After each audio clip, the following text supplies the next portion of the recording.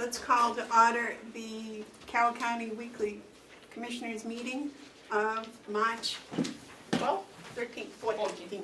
Jeez, crowing so hard. Would you join me in the pledge, please? I pledge allegiance to the flag of the United States of America and to the republic for which it stands, one nation, under God, indivisible, with liberty and justice for all. Would you like to make a motion about the minutes, David? I'll make a motion, we approve the minutes of, whatever it is, the last... 3/7. March 7th. I'll second that. No, it can't be. Today's the 14th. Oh, March 7th. why does my thing say March 7th up here? Does yours say March 7th? Oh, he forgot to change the date. Oh, phew, I thought I was losing it. No. Well, that's why I had trouble saying what meeting we were at, because the written material doesn't agree with what my head was trying to say. Yes, I'll make a motion that we approve the minutes of March 7th. I'll second that. Is there any discussion, additions, or corrections? If not, all those in favor say aye. Aye. Aye.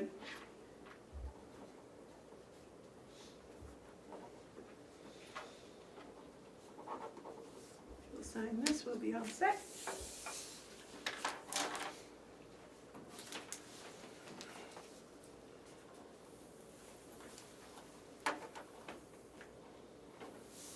Thank you. Is there any public input this morning? Okay, the first thing on our agenda is an update from the Land Use Committee with Steve Knox. Good morning, Steve. Thank you, Madam Chair. Good morning, Amanda. On behalf of the committee, I'm here basically to discuss 3 resolutions that the committee passed at its last meeting and to ask the commissioners for their approval as well. The first resolution is, let me just give a little bit of background here if I can. And as Amanda knows, being the commissioner's representative on the committee, we have looked at what some of the best uses may be for the county farmlands or the county lands in general. And at the last meeting, we felt that some of the initial best uses may be looking at the hayfields, the blueberry patch, and the high tunnel. And the committee then passed these 3 resolutions saying, would the commissioners be willing to lease for compensation to a private citizen or business entity the blueberry bush field located on the county farmlands? And so the reason for that is we have an extensive blueberry patch. There's, I think, over 1,100 blueberry bushes. And the committee feels, looking at turning it over into more of a private sector, that a person or a business group may be in a better position to basically to generate more income for that blueberry field than the county would be able to do.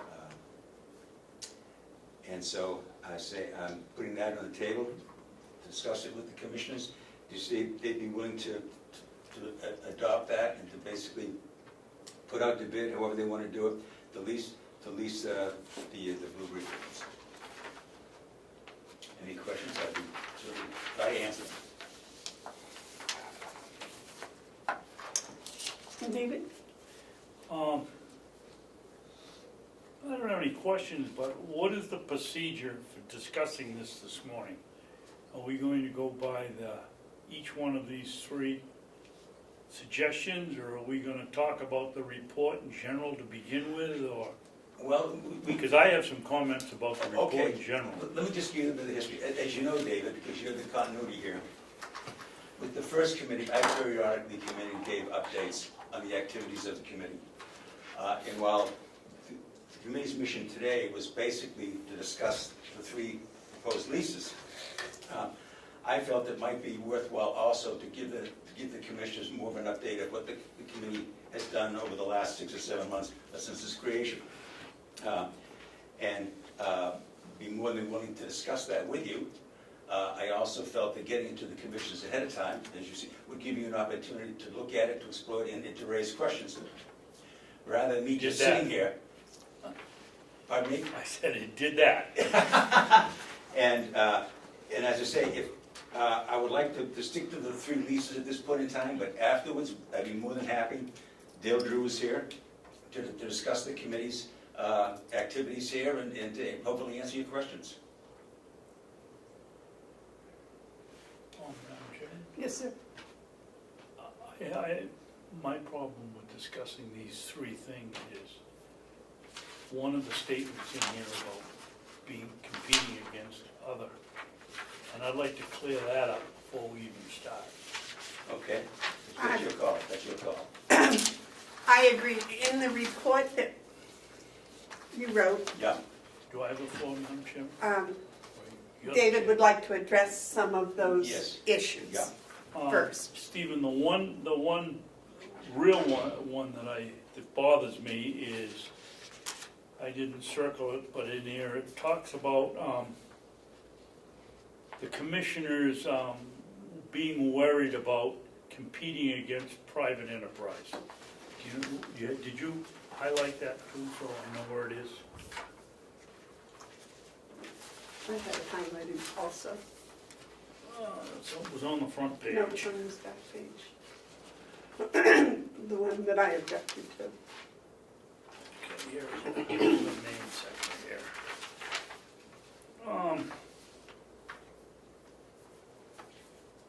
Both the commissioners and the delegation have made it clear it's not an option, as it might mean that the county farm would be competing against the private sector. I'd like to get something straight. That came from one commissioner, Mr. Hounsell, and I didn't say anything because I don't believe it. I don't believe you believe it. No. That shouldn't be in there. This is a board of 3, and what the board believes in is what should go in reports, Okay. not what one individual believes. Okay, okay, go ahead, finish it. And the other one was Yeah. somewhere where you say it's the commissioners, and we never voted on it, or, What was that? I'm sorry I didn't have my marker in it when I was reading it yesterday with Ken. But I'll find it, but go ahead. But that was my main concern. Okay. I don't believe that. I could sell every pound of hay that I put up if I wanted to, and because there's nobody out there doing it. The, And that statement isn't correct. It came from Mr. Hounsell. It did not come from the board or a majority of the board. okay, that's fair enough. I think there are some members of the delegation that have expressed that much more strongly than maybe the commissioners have. Let me just give you a background here if I can. I sent this out, and what I did do is, because of some of the feedback, I contacted Susan Gadet, who's on the committee. I contacted... You contacted who, Steve? Susan Gadet, she's on our committee. Is that the lady from the water thing in... She was in Wakefield, Oh, yeah, okay. okay? Yep. I contacted Sandy Brokaw, who's also on our committee, and I contacted Mark McConkey, who's on the committee. I was unable to connect with Dale. And I said, okay, this is what I've sent out. I said, I maybe sent it out a little prematurely, which, as Amanda said. I said, you've got copies of it. I said, let's go through this. Did I misrepresent or mislead anything? And both Susan and Sandy did. And I talked with Mark. Unfortunately, Mark did not have a copy of it. And I said, what did I say that's in error?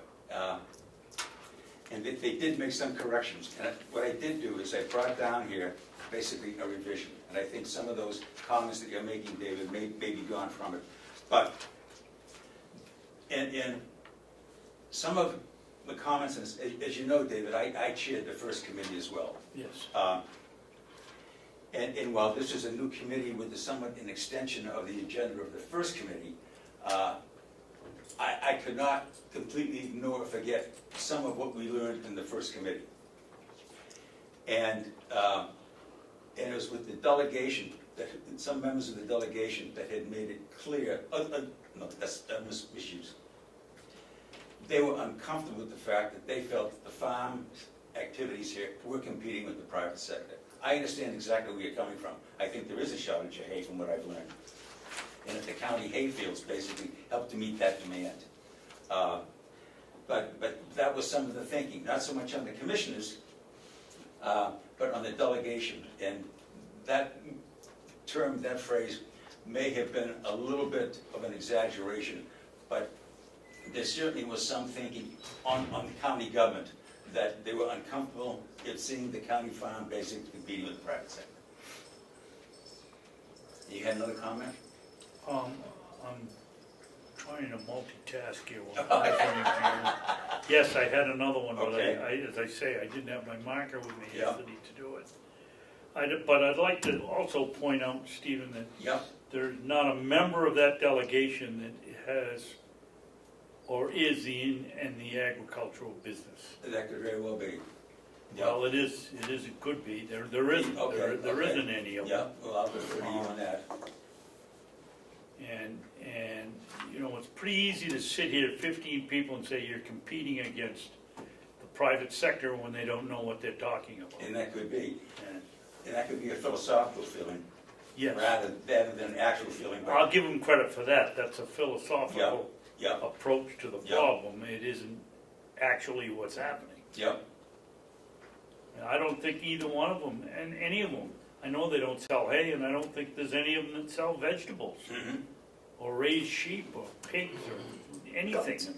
We do have Dr. Marsh. Oh, Dr. Marsh, I take that back. Okay. He's the exception.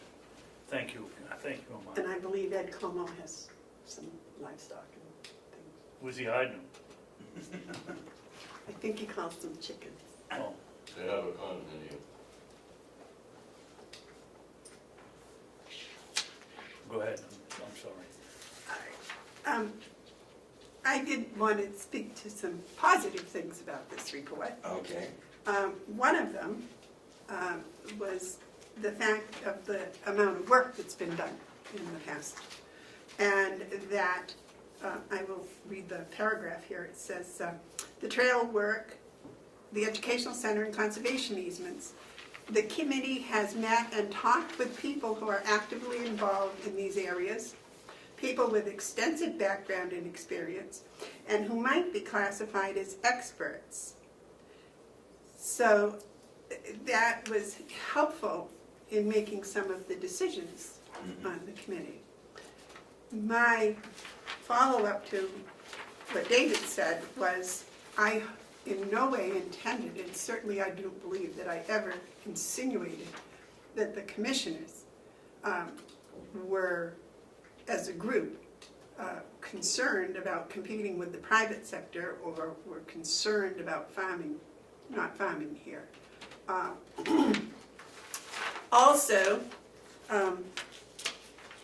when the committee talked with these experts and did extensive background and experience people, I think that that gave credibility to the decisions that were being looked at. In these last three that you're here asking the commissioners about today, yeah, I do not believe that there has been any background in experienced people that have been actively involved in those areas and people with extensive background and experience and who might be classified as experts that have been consulted. There's been no research done about those three entities, as far as I know, on the committee, which, because the committee has done such a good job in the other areas by doing the research and having people come in and talk to us and speak to us, etc., that these last three, I would like to know, you know, granted, I missed 2 meetings, so there may have been people that came and spoke to these issues, but I'm not aware of it and I didn't see it on the film. So if you could kind of explain who you met and talked with and who the experts were and what the other options were that were investigated. Well, as I say, and it was on the trail system that we invited people in to talk about that.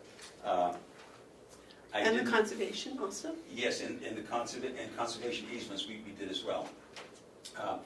And maybe there should be some clarification here on these three motions. And that is, what we're proposing is that the commissioners, proposing that the commissioners be willing to lease them out for compensation. And if the commissioners say, well, at this point in time, we're willing to take that under advisement, but we're not ready to make that decision, what we're basically doing is giving you another tool here. If you decide you don't want to do this, then, then you wouldn't do it. But when I was talking, well, let me see, how do I want to phrase this?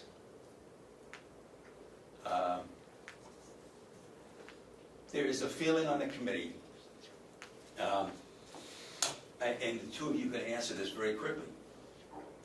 Is the county investing in the fields and in the blueberry patches and the blueberry bush and so forth to keep them well maintained in an ideal production? Because if the county isn't doing that, then might we see over a few years the fact is that production is going to be declining, and that the quality of the hay and the demand for the hay and blueberries will cease as well. I know at the last meeting, you indicated in the blueberry patch the county made $400, a little over $400 on the blueberries. I believe that's correct, right? Yeah. Should be making an awful lot more than that. Exactly, significantly more than that. There are, I set out a small blueberry patch myself. I'm not a blueberry farmer, but I did do it. And in doing the research and the background of that, I read several articles where they said that a prime blueberry bush in peak production should be able to produce 10 pints of blueberries a year. And I was told that there are over 1,100 blueberry bushes out there. So you multiply that by 10, and that's 10,000 pints of blueberries. And the market price that I've seen around here is $4 a pint. That's close to $45,000. And if the county's only making 400, I think that raises a serious question: is the blueberry patch being best utilized? And the committee felt that maybe if the county doesn't feel it has the resources or the real interest in maintaining that, then maybe a private entity, whether it's a local farmer or a business coming in to do it, may be able to generate far more income, and depending on the lease that the commission has created, generate far more than $400 to the commission, to the county. That was our thinking.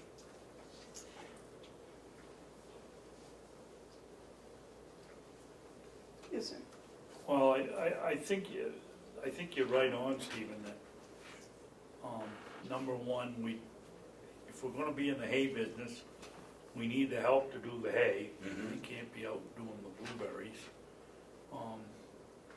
I think we have a farm manager that does a terrific job, but he's more interested in big animals than he is fruits and vegetables. My concern is, if you were going to lease it out, how would you approach that? That- would be up to us. That's, to me, that's the $64 question, David. And as I say, while the committee felt that this was the commissioner's decision to make, it is. There's some of the things that we felt that the commissioners may want to consider is obviously the length of the lease. Somebody coming in, looking, a quote, blueberry expert may feel that the condition and state of the blueberry bushes, it may take me 2 or 3 years Right. to bring those bushes up to the peak production. And if you're only willing to give them a 1-year lease, they're going to back away and say, I need more time than that to recover my investment. So that seemed reasonable. What would the commissioners on behalf of the county be looking for as compensation for that? Say that in 3 or 4 years, they were generating $45,000 in income. What would the commissioners feel is an adequate compensation to the county for that? I don't know. So there were questions that in looking at it, how would you advertise and promote that? We don't know. But those are certainly good questions that you're asking, David. How would you go about doing this? I think that the committee's position was, we felt that in some areas, there could be significant income potential to a private entity into the county itself. I agree with that. So the question is, how do we tap into that? And as I say, in the end, conditions or terms for the lease will be left to the commissioners. But if asked, I think the committee might be willing to basically talk to other people to explore that, talk to Extension, talk to UNH. Are there other counties that are doing this type of activity as well? How do they approach it? We might be willing to do that, but that is your decision. Okay.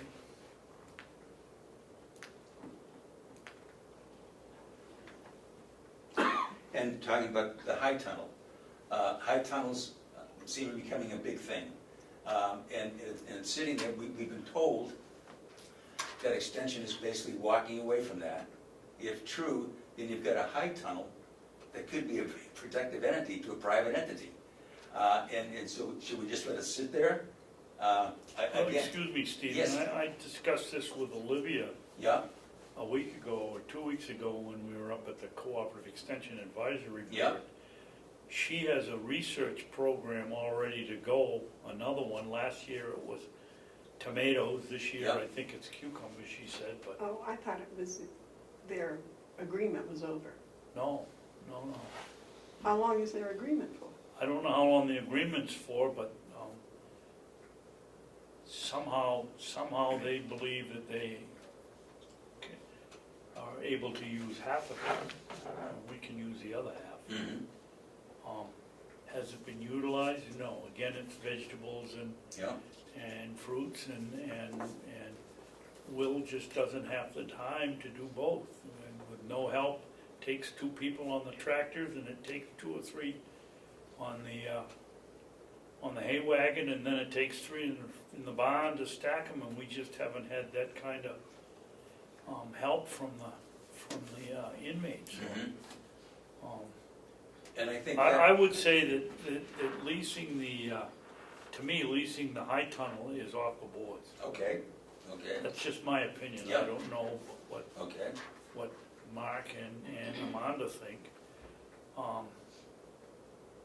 I'd rather have UNH here learning something from it than, we got it for nothing. mhm, And we don't heat it, so it doesn't cost us anything, or it hasn't yet. And I'd rather have somebody learning something from it than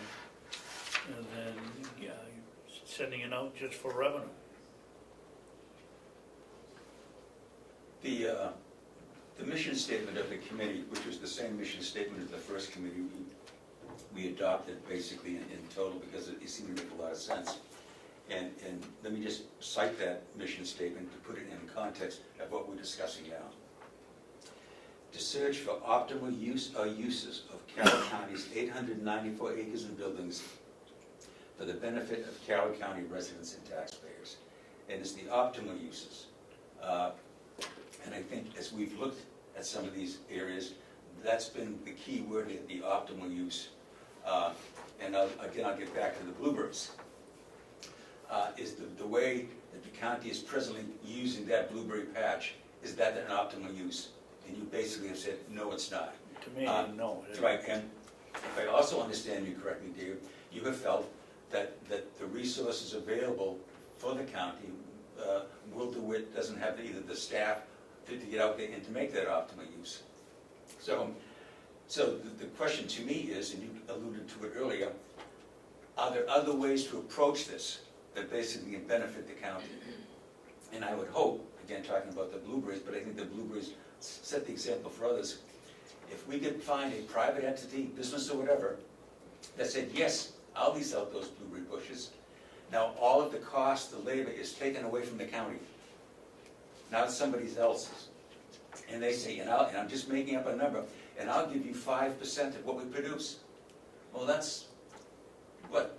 Gonna be more It's than gonna be $400. $260 bucks, or and you don't whatever have the it was. headache. Will DeWitt doesn't have to wake up in the morning and think, my God, look at the blueberry patch. What am I gonna do with this?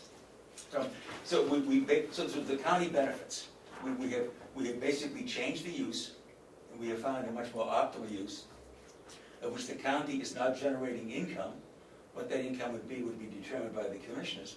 But by the same token, it's out of your hands. You don't have to wake up in the morning worrying what we're going to do with the blueberry bushes. And the hay, I don't know. The high tunnel, as I said, we were led to believe that the extension kind of walked away from that a little bit. You're saying that's not the case. But if they're only using half of it, would there again be a private entity that might be willing to come in and say, I will take the other half? Now what that lease says is, and I'll read it, it's more than just the high tunnel. It's in the plot of land that's around it. Now, as you know, there's what, 150 by 150 plot of garden space there. Yep. That they've used in the past. And we discussed that, so it was more than just using the high tunnel. It was making that plot of land available as well. Because we felt that that would be a greater incentive for someone coming in and saying, okay, I can start tomatoes or I can start something in there, and it basically then I can then put them out into the garden. I don't have to transport them somewhere else. I think the committee felt we'll just leave that to the imagination of someone. So that's some of our thinking. But as I say, the emphasis is on the optimal use. Well, I think you're right on the blueberries. Mm-hmm. I think that the first thing we should establish is we should get out the agreement, a memorandum of agreement on the high tunnel and see who's really responsible for it. To me, that would be an excellent starting step. And we should have that, so that's, Yeah. Cheryl, do we have that anywhere? I'm sure we do. I'll have to search. Is it filed on the tomatoes or cucumbers or? It's on Can the you, T for can you tunnel. find it? Maybe under H for high. We could look all day long, but we'll find it. And the last one is the hayfield. Yes. Did anybody in the meeting, did you discuss the fact that we went out for bid and nobody responded? That was brought up, but That's an important factor. Yeah, they made the comment that had been tried before and it didn't work. But they weren't able to go into any detail or depth as to why, in their opinion, it didn't work. They just said it hadn't worked. So, no, you're right. I mean, there are questions here. And you're right on with that, David. There's a lot of work that needs to be done. You know, you can't expect someone to come in here, we're just being overrun with milkweed. Yes. Which destroys the value of the Yeah. hay. And so you've got to upset it and start all over again, no-till it or whatever, and seed it. If you plow it up, there isn't enough people in Carroll County to pick all the rocks out of the field that you're gonna. Let me ask Went you- out for bid Yep. and Cordelli immediately sent us a letter saying we didn't do it right. I don't know how much hay they raise in New Rochelle, New York, but I don't imagine it's a whole bunch. I think we put together a really good package. They wanted us to, the bid, the request was you couldn't leave your equipment here. Now you gotta pick up the hay and haul it somewhere, unload it in your barn or sell it out of the field. But the major concern is the fields are deteriorating, so you're gonna have to give somebody a 4 or 5 or 6 year contract, as you said, on the Yep. blueberries to bring it back. Yep. And then when it goes good, who knows what the next delegation's gonna say, well, we want it back because it's making us money now. We don't have really the labor now with all the programs we got going for the opioid crisis to have any help. I mean, some of these kids are staying out 10, 11 o'clock at night putting hay away and then out in the morning working again, and we just don't, or in class. Yeah. So I think the hay fields are a different situation. One of our committee members, the milkweed did come up. And as I say, I have not walked the fields. I'm taking other comments from other people. I have no first-hand experience. with Believe it. me, they're being overrun with. Okay, and that was the comment that they made, and they basically echoed what you're saying. That's destroying the quality of the hay. People don't want to buy hay, or pay top price for hay that's loaded with milkweed. And so the discussion then turned around, and I know nothing about this at all. Well, how do you get rid of milkweed? Because over time, they can take over all of the fields. And then now you've got, I don't know how many acres, that basically it's useless. It has no value whatsoever. And so there were thoughts and ideas about that. But this gets to the point, and I think that there is some similarity here between the blueberries and the hayfield. And that is because of resource limitations on the part of the county, whether they're labor or money. We were allowing incredible potential assets to deteriorate. And so anybody from the private sector coming in saying, okay, you know, again, let's focus on the hayfields, you know, I know it needs to be done, but it's going to take me money to do that, it's going to take me time to do that, and maybe over a 3 or 4 year period, and I'm making up numbers here, I don't know, I feel, based on their experience, that we can produce a top quality hay and I can get top value for that. So you're not going to write a 2 or 3 year lease. You've got to determine from them, and maybe extension can help. Maybe others can help and say, look, they're going to need a minimum of a 7-year lease to do this, to get their return. But again, getting back to that word optimal, do you feel, the two of you feel, that over the next 3 or 4 years, the county will make that kind of an investment in that hayfield, getting rid of the milkweed, fertilizing the fields, bringing that hayfield up to its full potential? If you say, yes, we can, then fine. You know, let's move on to another subject. But if you have questions. That's a hard call, Stephen, because the county has fertilized heavily Okay. in the Yeah. last couple of years. Put ash on it. One of the ways to fight milkweed is to cut it frequently. Yep. Cut the field more than twice a year. Yeah. Which requires people to run the equipment. When they're running the equipment, they can't be doing the hay fields that are producing Mm-hmm. good hay. So it comes down to a shortage of manpower. I don't think the delegation, with the exception of Representative Marsh, I think the thinking is that it grows its hay, cut it and put it in a bale Yeah. and somebody will buy it. Well, that's not the way it Yeah. works. I know. You know from experience. Mr. Marsh is, Yeah. Dr. Marsh raises his own, so he knows what's going on, but Mhm. I think he's the only one. I don't know that, David, let me ask you a question. If there were a third person in the DPW, would that take care of the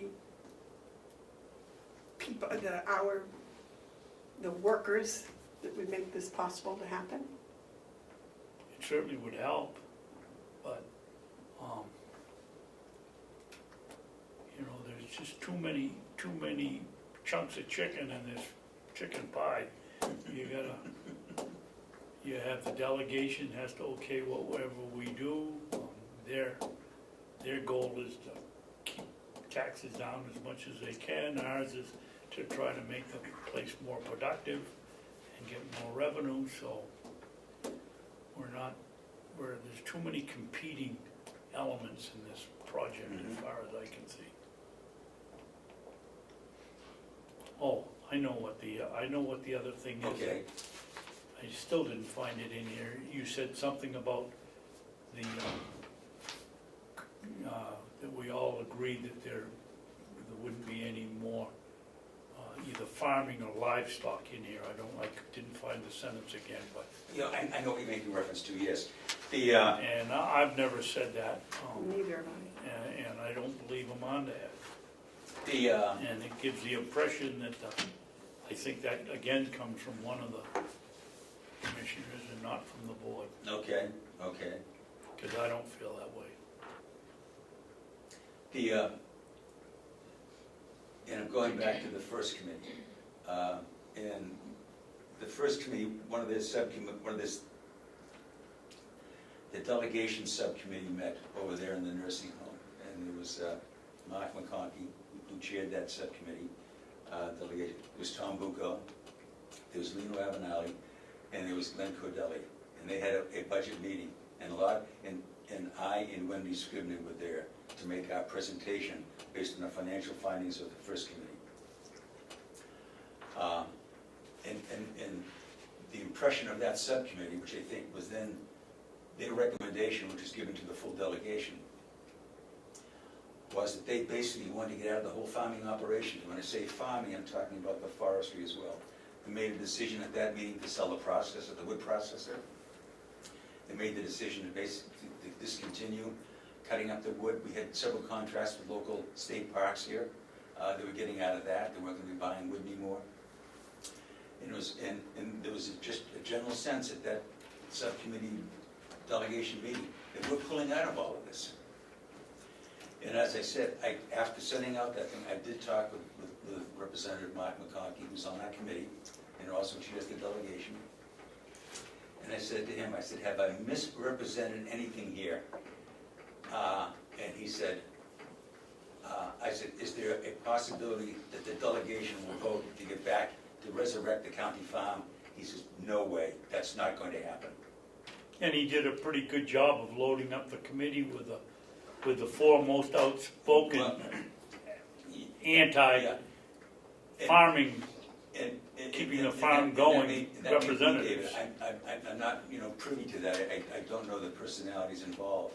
Well, you hit it right on the nose. All four of them wanted to close them, or want to close it down. And I'll defer to you on that. So that's some of the feedback that we're getting here. Did I maybe exaggerate that statement a little bit? But I didn't grab it out of the air either.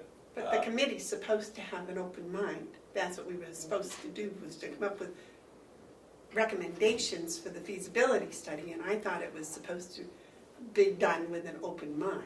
Well, I think it is, but if somebody says, if part of the governing body says... Excuse me, I'm talking about the first committee, Amanda, not the current one. Yes. The first committee was just plain loaded up with anti-farm people. Well, and that could be, David. I mean, I know who they are, but I don't know their background or their attitude or approach to different things. But, and I agree with you, Amanda, we need to be an open mind. But if we're exploring something and saying, is this a better use? And we're told, forget that, that's not going to happen. Then I think the question the committee has to ask is, how much time and energy should we put into that then? Hours and hours and weeks of research. If they say, forget it, we told you at the get-go that wasn't going to happen. So we need to divert our energy to things that we think are possible, that are doable. And I know the committee has spent a lot of time on looking at things, and I think the feeling is that in fact I was asked to ask the commissioners, of all the things that we're exploring due to public input, there's some of those that the commissioners and perhaps the delegation would say, we're just not going to be buying into that at all, so just don't even bother to look at it. Because I think that's important. The committee is made up of volunteers who, without few exceptions, no exceptions, their time is very valuable, it's very precious. And I think if they put a lot of time and energy into something, and at the end of the day they say, here's our recommendation, and the commissioners or the delegation say, we don't want that. I think there's going to be a general cynicism there saying, why did we do this? We volunteered to do this for what? Well, that's why in each case I have brought to the commissioners what we were talking about and said, is this something that sounds reasonable? Yes. The Trails Committee, I said, before we get into this, is this something the commissioners feel would be nice? Yes. And they agreed that would be something nice. I'm pretty sure that Mr. McConkey took it to the delegation members and they said, yeah. He's been supportive of that. He's So been very supportive of that. The delegation. Yes. So that you knew ahead of time that this was something, and then we had a subcommittee and we put the work and the time into it. The next thing was a learning the educational center. some sort of an educational center. And that got the okay of the commissioners, and I believe that Mr. McConkey has gotten the okay of the delegations, that is something that we would look at, we would be interested in seeing, and therefore spending the time to do it. But they haven't met, Amanda, they haven't met. Cordelli's committee hasn't met since just before the last election. They've had no learning center meeting. But the committee this committee This committee has investigated and we've Oh, I looked think at it's the some way of to those go, you know. Yeah. learning County centers. extension should be down here where we have Yeah, all of the stuff that And they there- wanna work with. And there Yes. are active, 5 times, I think we voted for it, Yeah, 5 times. yeah. Well, they can come down here if they pay all the expenses of fixing everything up. Well, the university doesn't have all that kind of money. well, the thing is, we, unfortunately, Amanda had a conflict and we couldn't make this trip. But Representative Godelli, as you know, chaired Went to that that subcommittee. Fox Farm or Joppa Farm. Joppa Hill Farm in Bedford. That was a trip well worth it. And what the committee has done, both of you have made reference to, what sort of experts and people that you're talking to. And in every instance, we have reached out to try to find people with far more experience than we do on a particular subject. And the trip down to the Joppa Hill Farm was well worth the time and effort down there. That is a nonprofit, I believe it's a 501c3. And one of the questions that I asked the woman down there, I said, where do you get your money from? And they said, it's all through grants. I said, so there's no funding from the town of Bedford? Nope. What they have is 35 acres, and they have a 30-year lease and 2 and 4 5-year renewals. So they've got a 50-year lease there. But they get absolutely no financial support whatsoever from the town itself. But they get a tremendous amount of traffic through there for educational farming courses and so forth. But what you have to remember, the next town over is the city of Manchester with 108,000 people. And while I don't think they take a survey and sign everybody in who comes through here, I would imagine a lot of those people are coming from the city of Manchester. But they do a lot of weddings, they do a lot of outside activities for which people pay. There are donations, but they are basically on their own funding through grants and private donations. Now, after that, I talked with the group over in Sullivan County. Now, Sullivan County is really almost very similar to Carroll County. Their population is almost the same. They're rural, like we are. And I had an extensive... Except they have better soil. Well, okay, the Connecticut, that could be... Well, that's important. Oh, David, you're absolutely right. I wasn't laughing being cynical, you're absolutely right. They have, and I'm digressing here a little bit, but I think it's important to see the picture.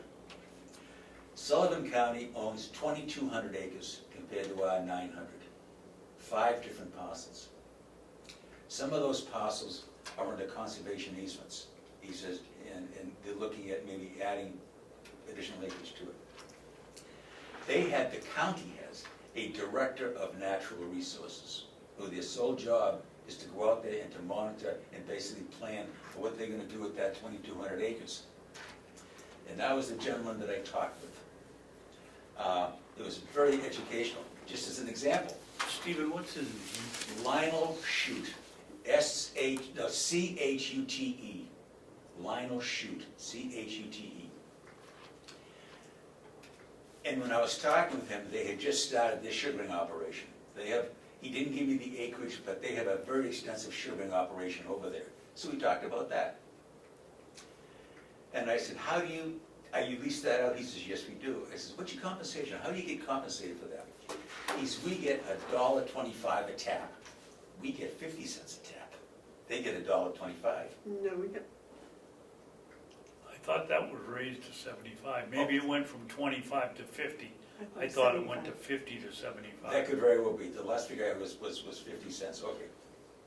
I But said, how many nobody's ever counted the taps. Yeah, I said, how many taps do you have? He's 400. He said, okay. I said, is leasing out the taps, is that the only compensation you get? He said, oh no. He says, we get a percentage of the sugar, of the maple syrup.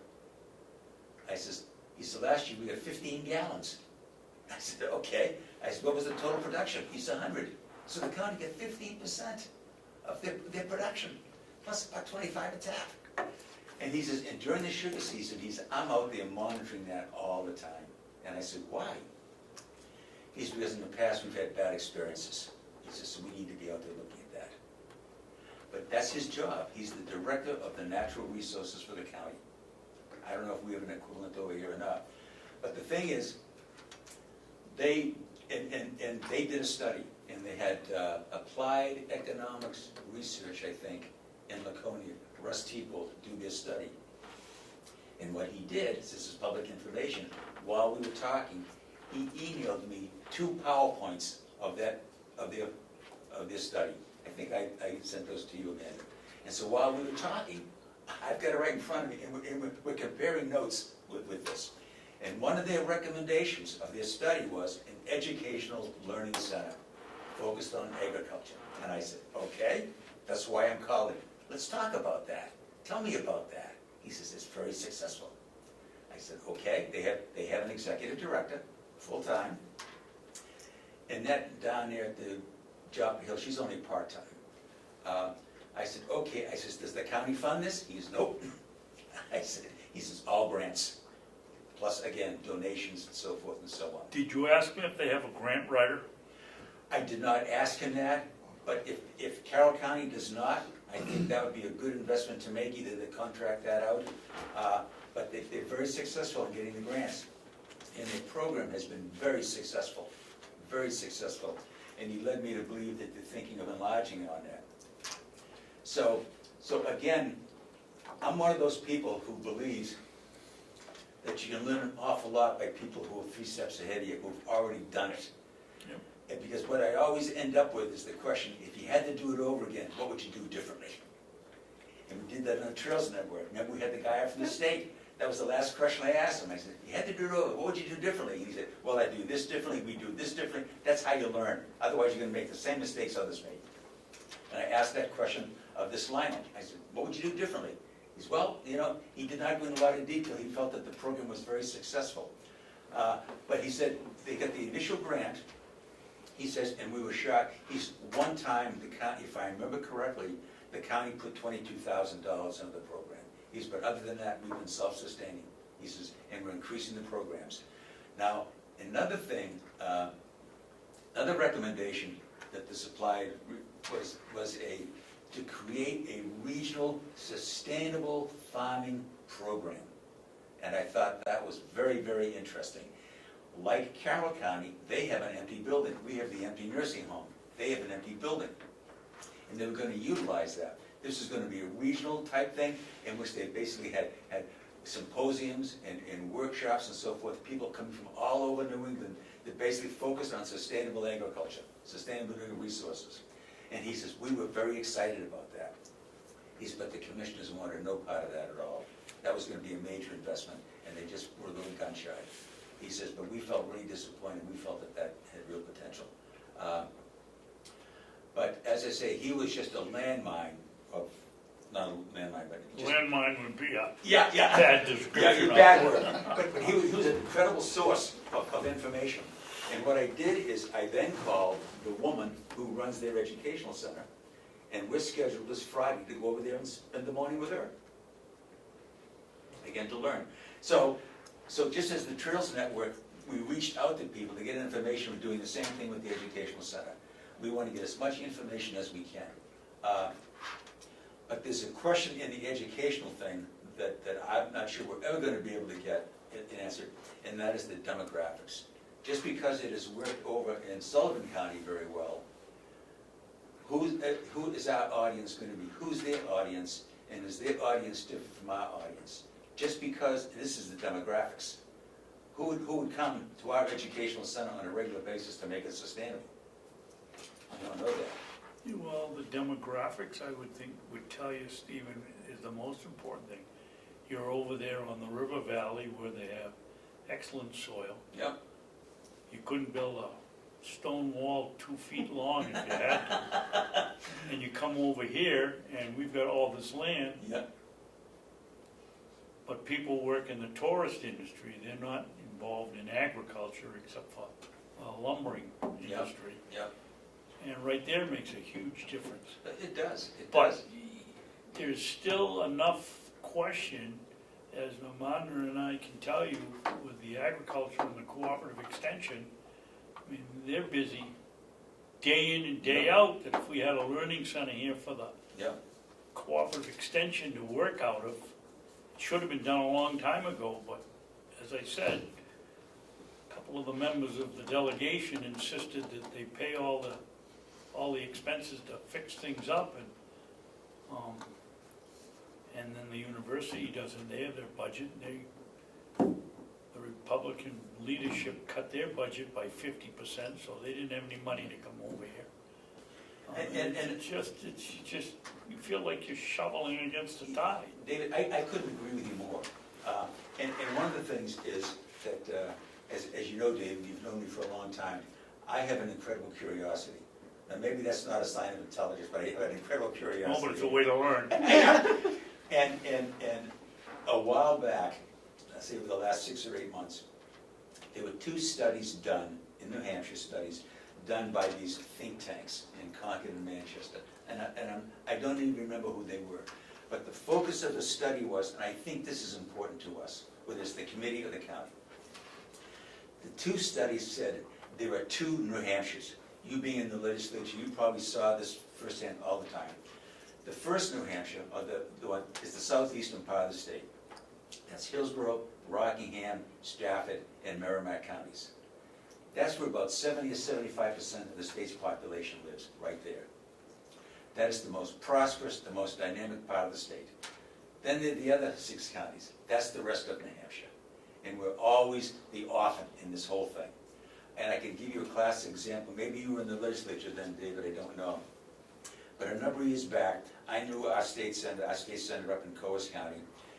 And at that point in time, the legislature was discussing a $5 million DRED project, recreational project. And Cannon Mountain, which is way up there in the North Country, was competing for that $5 million. Now, if they got that money to upgrade their facility and so forth, what this would have meant to the state was an increase in rooms and meals tax money. It would have meant an increase in gas tax money. Because now people are coming up. That's not necessarily a one-day trip. You're spending the weekend up there at Cannon Mountain. Hampton Beach was also competing for that $5 million to do upgrades down there. Now, Hampton Beach traffic, these are day trippers. The family packs a lunch and goes over to Hampton Beach at the end of the afternoon, they go home. Or they come up from Massachusetts. But there was going to be little tax revenue for the state on Hampton Beach.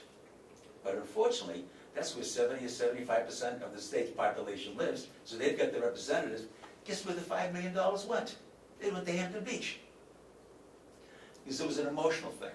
And a couple of years back, when Ray Burton was our commissioner, they had just approved a new DOT commissioner. And Ray, as Ray was prone to do, took the commissioners always through the North Country. And Sarah, my wife at that time, was a correspondent for the union leader, so we went traipsing along with him. And we had lunch up there at the Northland restaurant just above Berlin. And I happened to sit right next to him, and he took questions and so forth.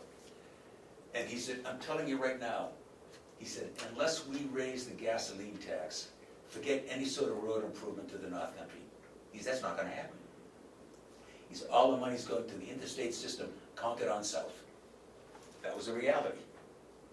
So he was fighting to increase the gasoline tax, which the legislature did.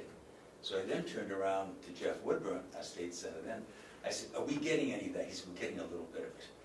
But this again, the state's resources are going into the southern part of the state and not into the North Country.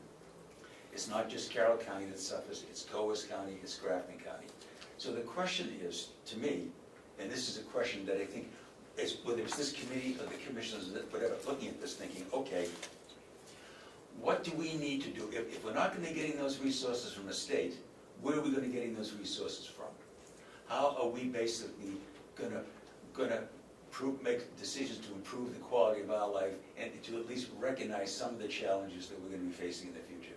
Because I think we're going to be facing challenges. I think we're going to be facing major challenges. The 2 of you in agriculture. What happens when our food can no longer come from California? Because of droughts, because of transportation costs. We're not going to starve. Now, whether that happens 5 years from now, or 10 years from now, or 15 years from now, a lot of people who look into this say, it's going to happen. We import 90% of the food we consume here in New Hampshire. That makes us vulnerable. They used to say we could last 3 days with, if we get shut off from That's right. out-of-state That's right. transportation. That's right. You know, as I've said to people cynically, we survived for hundreds of thousands, if not millions of years, without computers and without telephones and all this high-tech stuff. but we couldn't last a week without food. And I think it's time we can take a look at our priorities, say what is really important. So these are things we need to start thinking about. And if somebody says, you know, well, where's the crisis? You have to look them in the eye and say, I can't tell you when that crisis is going to hit, but it's going to hit. It'll hit us. I'm digressing here. A number of years back, the Department of Energy did a study done. It was called the Hirsch Report, H-I-R-S-C-H. You can find it on the internet. And what they wanted this study to do was to basically determine mitigation for oil. And that was if oil became too expensive and not available, how would we adapt? How would we as a society respond? And you got to remember, agriculture today doesn't function without oil. What the report said was, the executive summary was that our nation would need a minimum of 10 years before the onset of peak oil to transition to a different kind of society. Mr. Rocha, how you doing? Good morning. And that was 10 years before. So here we are today, you know? Anyway, I digress. But what I'm trying to do is to put this whole thing in perspective. Because the question is, how do we respond to some of these things? And I think getting back to these 3 leases, this is an attempt on the part of the committee basically to say, I think all we're asking, and both Dale and Susan are here, is by adopting these, that does not mean, at least my interpretation, that next week we're going to all of a sudden put all this out for bid to lease it out. What it's saying in effect is, this is another arrow in our quiver. And if we find that nobody else, whether it's the delegation or the commission themselves, decide we don't want to continue to increase the value of the hayfield and get rid of the milkweed, then they're not going to do it. Then we've got another option here. And so that's all we're trying to give you options. And we're recommending is that one option may be for the optimal use is to basically to look at the hayfield from a different perspective, to look at the blueberry patch from a different perspective, and to look at the high town from a different perspective. I think the committee feels, and this is my term and phrase, not theirs, this is the low-hanging fruit. This is the easy stuff to grab onto that we feel has real income potential. I mean, there are other areas as well that may have huge income potential, but it's going to take time to develop those. It may take resources to develop them. This is the low-hanging fruit. These are the first small steps that we think this makes sense to do. Mr. Yes. The problem here is, as I see it, Stephen, Yep. yes, they're complex, but the delegation isn't willing to make any kind of an investment to increase future revenues. Did anybody talk to you in the land committee that we put out a bid to lease out 2 or 3 acres just around the curve to somebody that wanted to put goats or a cow or, you know, and the person had to supply the water, the person had to supply the fence, the person had to supply everything. Plus, then we wanted them to have a liability insurance, which makes sense. Yep. But, you know, you have to invest a little bit of money if you're going to come out the other side with any kind of revenue. And we don't do that. I don't want to read anything into that, David, so I'm going to ask for clarification. Are you basically implying that from your perspective, no matter what the commissioners put on the table, the delegation would reject it? No, I don't think they'll reject it, but they certainly will vet it out completely and maybe add things that not knowing the industry themselves will cause a cost that would prevent somebody from doing it. I think when we put the hay bid out, we did it in a very economical way for people in the haying business. First thing we do is we get an email from a delegation member, and I'm going to bet I put up more hay last summer than he's put up in his lifetime, telling us we didn't do it right. If they'd let us manage it, we'd probably do much better. Give us a little, to me, the thing would be, give us a lump of money and say, okay, here it is, you either increase it or you spend it all and then we're out of the business, but leave it to us to manage it. And it doesn't work that way. They've got to approve every single thing that we do. Okay. Which may or may not be my point of view. For being involved in agriculture, that's bad, but Yeah. from the taxpayer's point of view, that's probably a good Yeah. checks and balance system. Well, the two of you are very actively involved in agriculture. So, David, you would like to hear from the committee about some alternatives besides the leasing? Is that what you're saying? No, I think they're on the money with the blueberries. Yep. And the high towel, I think we gotta get out the Okay. memorandum of agreement and find out what it says. And the hayfield is, I think the delegation has to spend some money and bring it back. Somebody's gonna come in here and try to bring back the field, it'll be 3 or 4 years before they get them back. Can I make a proposal to you? Sure. Where I think there seems to be agreement that the blueberry patch is something that needs to be taken a look at and maybe open to leasing. Would you be willing to approve that particular one, and this is giving you another option here? And then basically, as you suggested, look into the contract with the high tunnel and basically look further into the hayfields. I think the committee would like to, the committee has put a lot of time and effort into coming up with something. They've done a good job. And I'd hate for the three of us to leave, basically having no sense at all that our efforts have, that we're not going anywhere with them. Well, you certainly should be getting a sense on the blueberries. Yes. That I think that's a good idea. Yeah, so. Find somebody, But that's just me. The yeah. time and effort that the committee has put into things have been into the other areas. I don't believe there's been much time and effort put into these three. I don't think there's been any experts. We have blueberry experts in the county. Mm-hmm. And I don't know if anyone has spoken to them or brought them down to look at our fields and to our blueberry fields and decide. Has Sorensen come down and given his opinion? Well, he was here for 12 years, I would hope he said something. Well, I mean, did he have a plan for them? No. What we found out is you had to spray, he told us you had to spray around the plant and get rid of the grass. We did 1 or 2 rows and that was it. Because of? Basically time and Manpower? ask Ken. Ken? Well, as everyone knows, if you want productivity, you got to put something into it. I mean, we don't put any effort into that blueberry field at all. That's just what I said. I don't know whether you were in here when I said that. We don't invest in to get some revenue out the other end in 2 or 3 years. Because prior to us implementing all of these jail programs, and I keep saying the same thing. Jail programs are what we do, not blueberries. I mean, that's second to inmate reentry programs.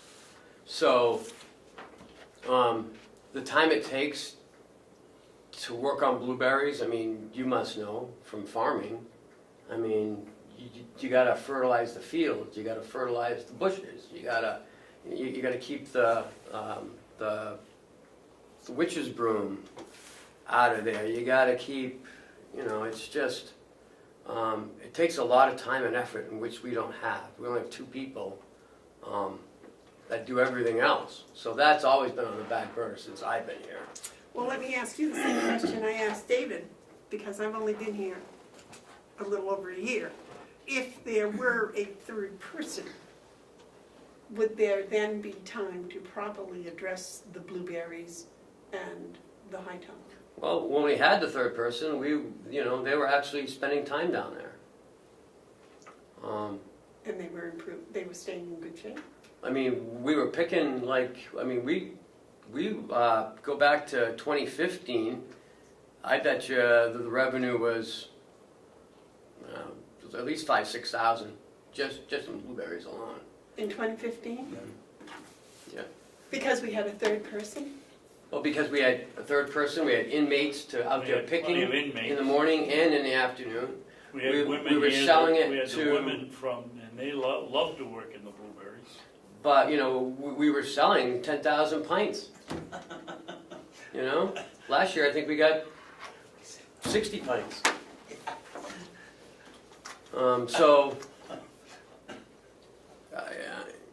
It takes labor to be a farmer, and it's something we don't have here. Labor and storage.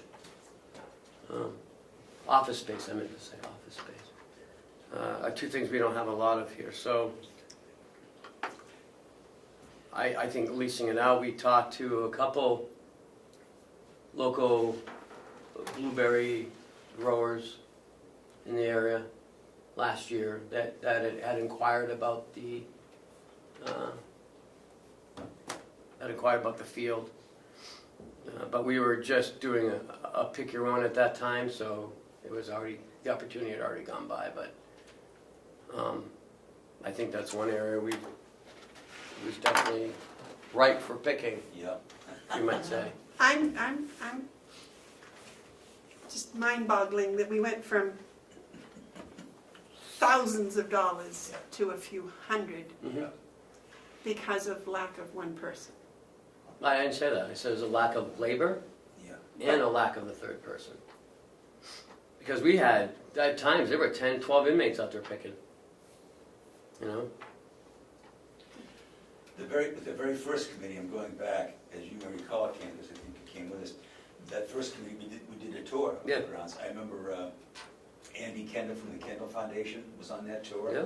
and Peter Benson from the New Hampshire Charitable Foundation was also on the tour. I don't know whether you were on the tour or not, but we come back and met, I remember you were there, David. We went and did the store, Oh, I remember that one. building down there, yeah. I'm not gonna go into that, but you, and Will DeWitt, as long as Ken, we were through the blueberry patch, they talked about the income and the picking and so forth.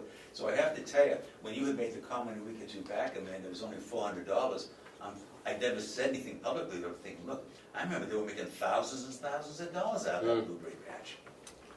But also we had the vegetables as well, so that was all in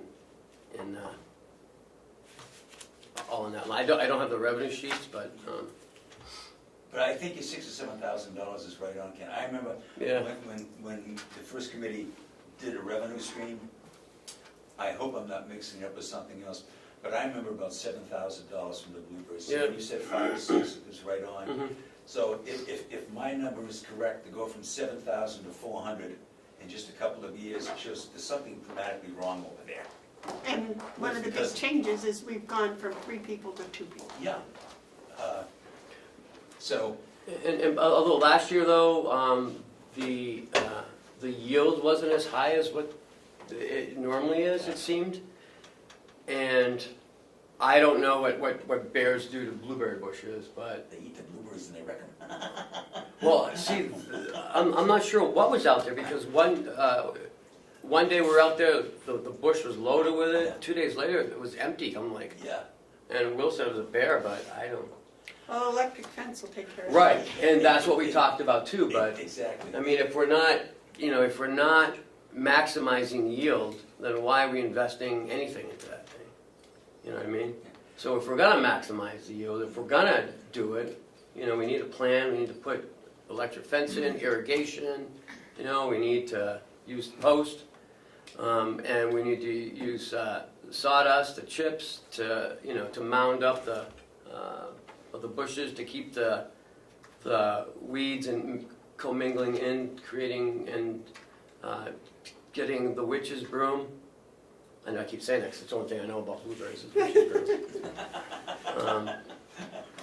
But if we're going to maximize on yield, I mean, we need to make an initial investment, and we need to everyone needs to be on the board too. It can't just be us and, you know, not receiving any funding for it and scrimping and saving, and it just doesn't work. Same as the wood. And then get the money transferred out to pay for an emergency somewhere else, and then there's no money. Well, Pay for a feasibility study. look at the wood too. I mean, even that productivity's gone down because of lack of labor. You know, and so you see over the years, I mean, you look at 14, 15, wood was up, you know, almost $40,000. And then you see it go down to 32, 30, you know, 24,000. When did we go down to 2 people instead of 3? Mid-16. So as soon as the budget passed, probably May 1st, I believe that's when it was laid off. 260. But that didn't really affect the wood amount of the wood took 6 or 7 or 8 inmates to It actually takes split it, 9 from what I heard. bundle it, and Yeah. get it ready to go and load it. Well, We don't have that. That's a different subject than what we're on here. We haven't gotten to that one yet in the committee. No, but you know, I'm just trying to make a point that labor, if we're going to do these revenue streams, and we need labor to do it. You can't just, I mean, we pile up the wood, but Did I understand you, Candace, say a few minutes ago that the labor was becoming an issue Yeah. itself because of the education training courses at the facility? yeah, So therefore, that labor may not be available in the future. absolutely. During the week, they're in there all day. So Yeah. on the weekends, though, they are available in not the whole day, but in smaller batches of time. Yeah. Like this year, I don't know what we're going to do about if we're going to continue with the pick your own. Who's going to man it during the weekend? You know. So We had volunteers last year. I know, but again, it's got to be consistent, and it's every weekend for like 6 weeks. So I mean, it's a big commitment for someone. And again, you know, if we only get $450, I mean, was it really worth it? So, I just said my piece. Stephen, when you looked at this, when Blueberry, they discuss what would be needed for equipment? Does somebody raising the blueberries have to bring over their own sprayer?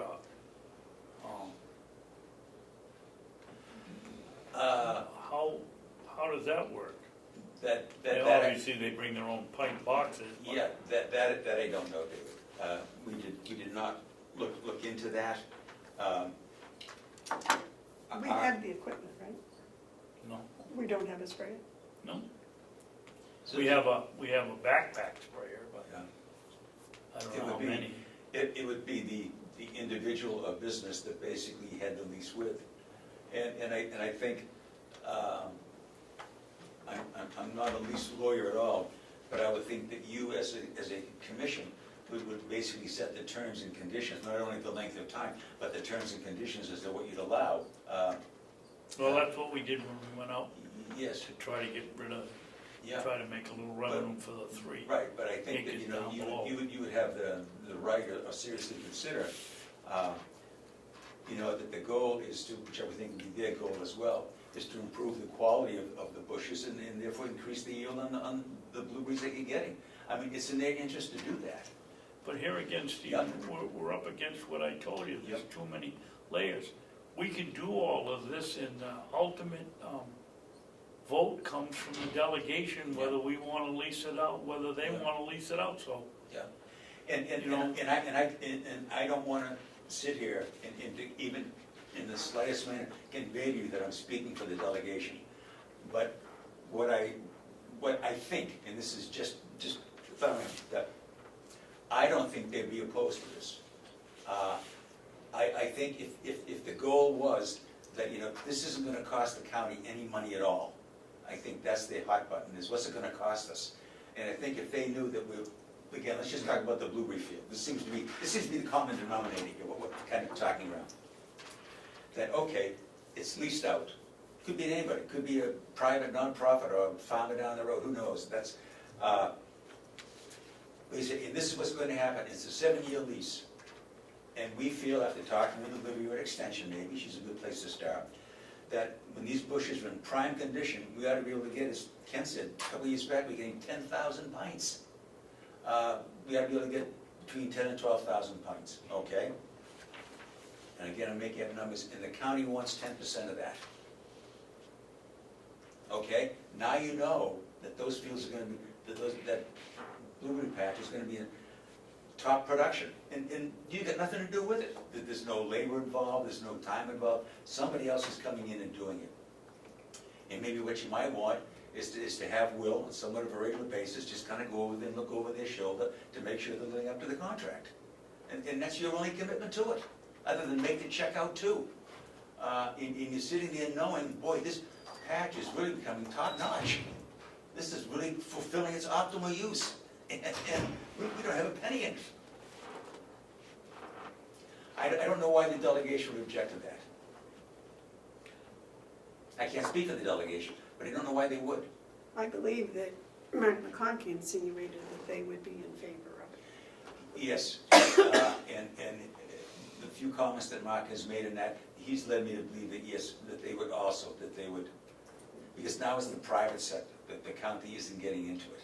And we're helping a local business or a local, don't know. But as I say, but getting back to the resolution here on the blueberries, there seems to be consensus here that yes, the blueberries may, of the three, the blueberries may be the easiest one that yes, we can move on with that. Where you've raised some questions about, and Amanda raised questions about the high tunnel. Want to take a look at the contract first. And not quite sure about the hayfield. But I think the committee would like to leave here with something today. That the fact that the time and energy we put into things, that there is some understanding. And as I say, and Dale and Susan can speak on this, I don't think that we're demanding this is what you've got to do. What I think we're saying is we are putting another option on the table for you to consider. And by approving this, what we're saying is, okay, if all else fails, if the delegation or the commissioners decide they don't want to make that investment in the blueberries because of very legitimate reasons, the time factor, the investment, then okay, we've got another option. It isn't dead-ended. It doesn't, oh, what are we going to do now? Well, here's what you can do now. You can put it out the lease. And who do you want to lease it to? There may be nonprofits out there. I mean, you now have possibly a lot of other options. Can we spend a couple of minutes talking amongst ourselves here? Sure. You want to? What do you want to do? I think leasing out the blueberry fields, since we haven't been very productive over the last couple of years, makes sense. Should we suggest that the committee move forward with more study, or I don't know what we do from here? Well, the question here is, would the commissioners be willing to lease for compensation? Doesn't mean we will, but would we be willing? I think it means to My consider answer is that yes. as one of several things. Yes. And I agree that I would just like to know what the other several things are, because the committee has spent a lot of time on all the other issues, not on these three issues. There hasn't been a lot of time spent on these three issues. So if we say, yes, we'd be willing to lease, if they do some research and they come back and they say, yep, that seems to be the option here, then that would, I agree with that, because I feel terrible that the blueberries, I didn't realize the decline had been so much financially as well. The other thing is, though, because there's a piece of me that's going, gosh, $6,000. Do I want to give that away? No, I don't. I want to keep it, you know. But would I be willing to consider renting? Yes. Then why don't I make a motion that we encourage the land committee to move forward with more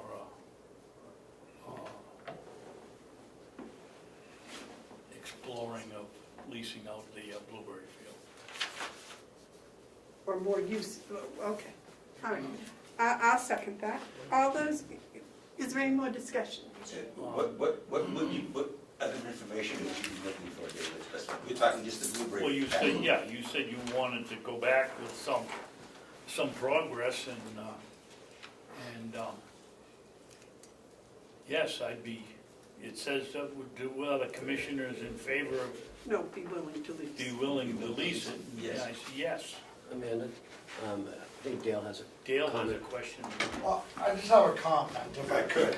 Well, yes, it's not a public comment because you're part of the committee. Right. Okay, good. Have him make- So- State your name and. My name is Dale Drew, And part of you're on the the Lands committee. Advisory Committee. I think there's a little miscommunication here. Here in Carroll County, Dale? I know, right? If you watch, I'm not a political guy at all, but I'm learning as I go. I think what the committee is asking the commission to do, and I think there's, you and Amanda are saying two different things, but it kind of sounds the same. We have not gone out and talked to experts about the blueberry field. Amanda's correct in that. But what we have done is done the background as to the conditions, the time, the money, the labor involved in the blueberry patch itself. So what the committee came up with is to ask the commission for permission to let the commission do some sort of lease agreement, write something up, not to go back and study it for us more, but from what we've learned today about the decline in both production and income, we feel that it's the best option, because when we started this committee, we were told by both the commissioners representative and the delegation representative that the county isn't gonna put money into a project. That's what we were told at the beginning of this 7 months ago when we started. So, using that in my head, and the other committee members feel that leasing out the blueberry field will not, one, create a revenue stream, might not be optimal the first 2, 3, 4 years, however long it takes to get blueberries back to optimum growth, but it would create a revenue stream, plus improve the condition of the blueberry fields. So at this point in time, we feel that's the best option. Not that we're gonna go back and look for other options of that blueberry field, but we feel that is the best option. Okay. That's what I wanted to clarify. Thank you. Let's not just- If I can make another comment, Madam Chair, as we've discussed here, over the last few years, as Ken has expressed, the county has not made the kind of investment, whether it's time, labor, whatever, in the blueberry patch, as evidenced by the fact that 3 or 4 years ago, you're producing 10,000 pints, making $7,000, and now you're down to making $400. There's obviously been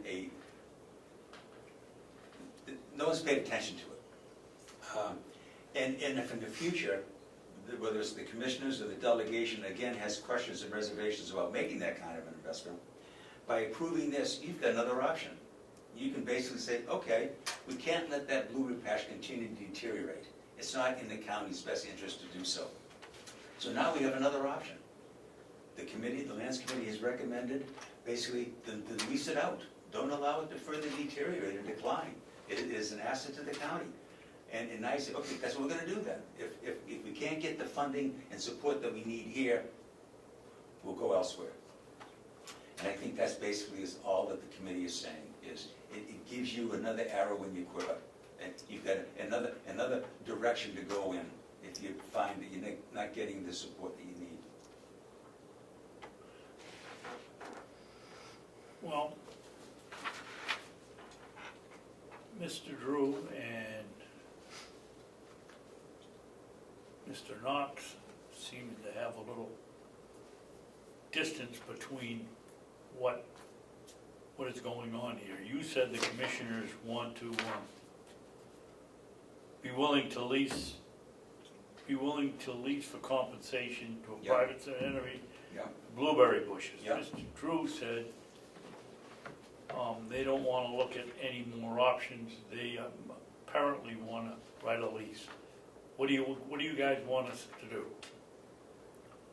I'm frankly in favor of leasing out the blueberries, Yeah.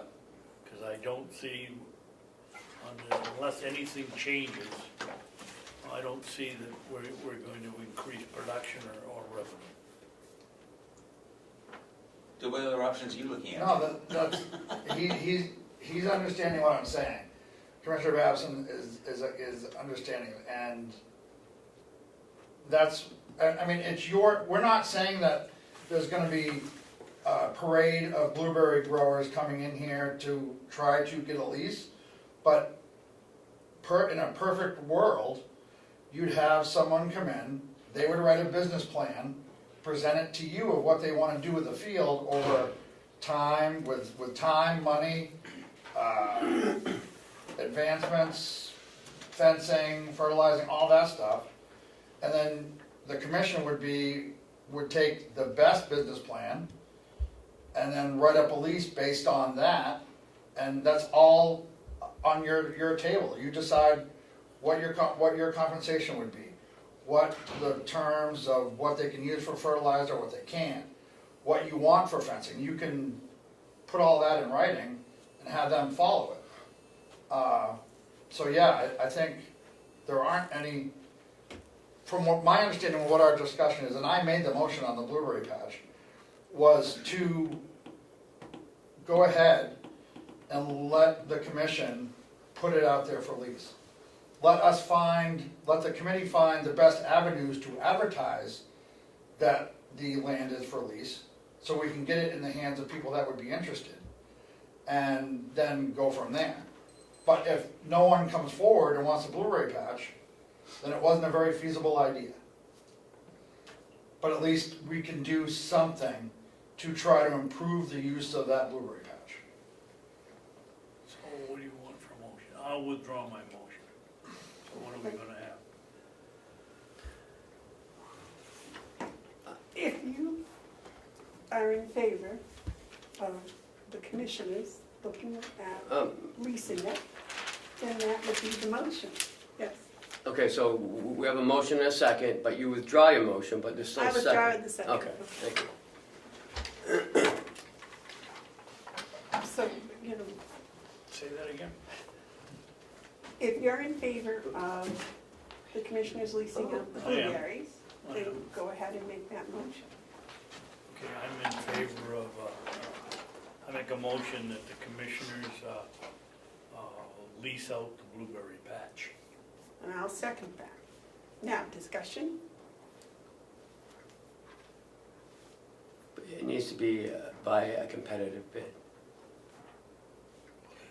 Well, it's up to the commission to decide all of that, right? It has to be a competitive bid. You gotta, and you know, Dale was right, you gotta put it out, but it needs to be bid like we always do bids. Right. Has to be a sealed bid, or if you wanna do an RFQ, you Well, I don't know, wanna get request to for the the best business situation where plan. someone comes in $1,000 lower and I don't a think you're gonna even reputation get- of not being a good fruit grower. I don't wanna give it to him, and that would be a competitive bid. Well, then. I wanna lease it out to the best, to the best, the RFQ, best whoever's more best qualified. person raising, the most qualified person, in the opinion of the commissioners, to lease out the blueberry patch. Okay, but I think that's something that the commissioners will have to Yes. discuss. Yeah, I just wanna make it clear that, you know, Oh, it's not be one person. No. Dale, you're not in the blueberry business, are you? No, Oh, okay. chickens and pigs, that's all I got. Susan, Does you're he not in have the to add blueberry that business, are to you? his motion? No, I think the motion was fine. I just wanna make it clear that Yeah, it needs to be by, it's gonna be like everything competitive. else. Because that's going to take some work. Oh, yeah. To design it. Okay, so the motion's been made and seconded to lease out the blueberry fields. Hmm? All those in favor say aye. Aye. Aye. Hey, just make clear, Madam Chair, that the motion reads, be willing to lease it out. But we made the They made their own motion motion. to, Yes, okay, all right, Right. two is, okay, all right. that's different Yes, than what you yes, were yes, asking for. yes, We did yes. not give you what you were asking Yes, for. okay, Is that correct? Yep. okay. That happens a lot. All right. And just to be sure here, but as far as the two motions, one regarding the high tunnel and the other regarding the hayfields, you want the committee to basically try to gather more information on that? No, No. we're gonna look up the, The contract on the high tower? before we do anything on that. Okay, and the hayfield, the status of the hay, Ken? Madam Chairman? Yes, Kim. So on the high tunnel, I think we've already looked at that. We've looked at the contract. We own the high tunnel because we've had it for so long. Although in the agreement, it does say that we should allow UNH Cooperative Extension to continue utilizing it for their testing. But isn't there And a they time have a limit on program it? set up for this year. Yeah, I mean, But it's isn't there our, a time limit on that? right, and it's gone by. That's, Last was last year, I believe. because that's what I relayed to the committee, and Yeah. but I Yeah. gathered that UNH Cooperative Extension has already got a plan for Yeah. this year. So I think there needs to be communication with UNH Cooperative, with Olivia anyways. Yep. And I would not be in favor of in any way ending education, because being a teacher, I just Right. can't do that. Yes, sir. I think Gail had Yeah, this is to do with the high tunnel. I have an email from Olivia Saunders that says, I won't read the whole thing, but that they do have a plan. The grant, it was purchased on a grant, and the only help that the county gives to the high tunnel is a few hours every summer to fix the plastic and replace the plastic every 5 years. And she gets grants for maintenance of that high tunnel. So there's no minimal financial from the county, but most of it is from Olivia. She gets these grants to keep the high tunnel in working condition, and she does have a plan for this summer. And we do provide electricity out there. The county does own it from what she said. And water. And water. Yeah. Electricity for the fans and water for the drip lines. Okay. the hay.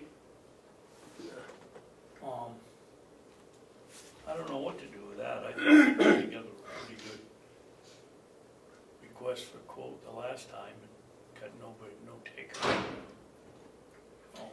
don't know what we do. Is the milkweed becoming a problem there? As far as somebody interested in the fields, is the milkweed Oh, becoming yeah. a problem? There's gonna be some considerable effort on someone's part to extract, for eradicate the milkweed at some expense. And we won't know until it turns green how much milkweed there is, because we don't know how much seeded in last year. Yeah. I think I told the committee that. Yeah, maybe it was you, Amanda, or someone else, but milkweed can spread very rapidly, very quickly in the field. Yeah. That one whole field's gone, Yeah, and it's creeping across that one. yeah. And there's other little spots, right, you said, in the other fields?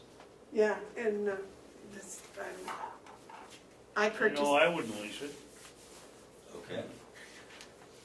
Well, in anything that we lease, someone's gonna have to put some considerable time and money into it in order to get it to optimal, Which we should have been productivity. doing all along. It's a bigger version of the blueberry field. Yeah, absolutely. And so it's gonna have to be a 10-year or more lease if someone's gonna be pumping that much money into it. Exactly.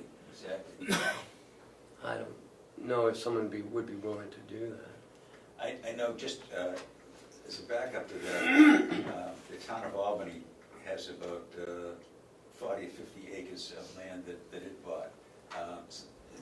Just 311 acres, but there's about 40, 50 acres in field and agriculture.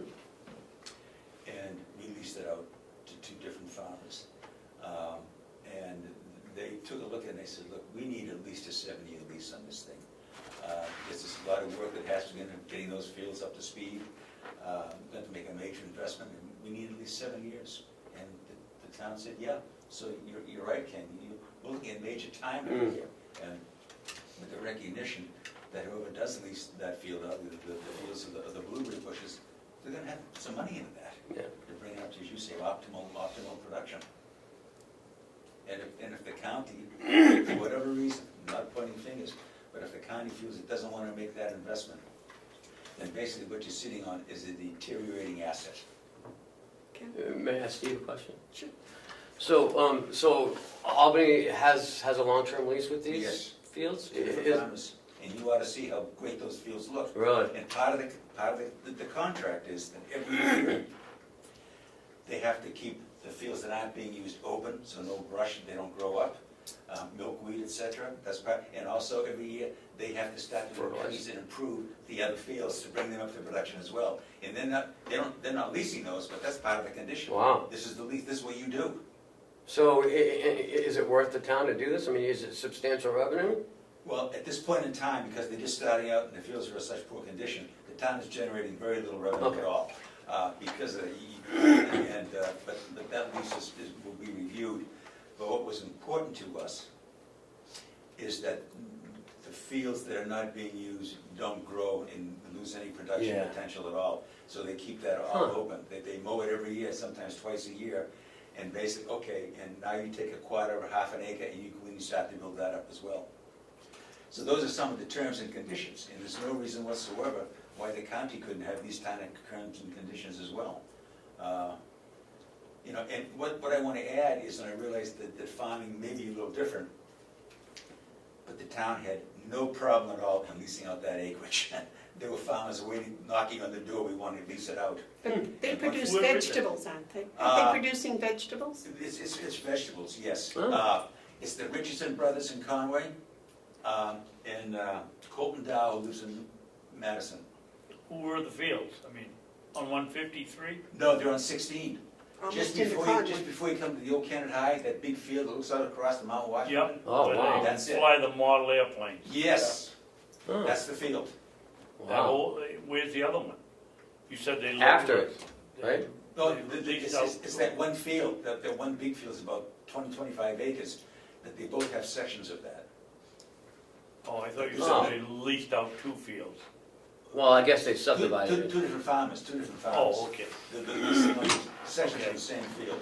And, Ozzy used to hay that field Yes. years ago. yeah, I've been told that one time that was a licensed airport. There were flights coming in there. I find it hard to believe, but that's what they said.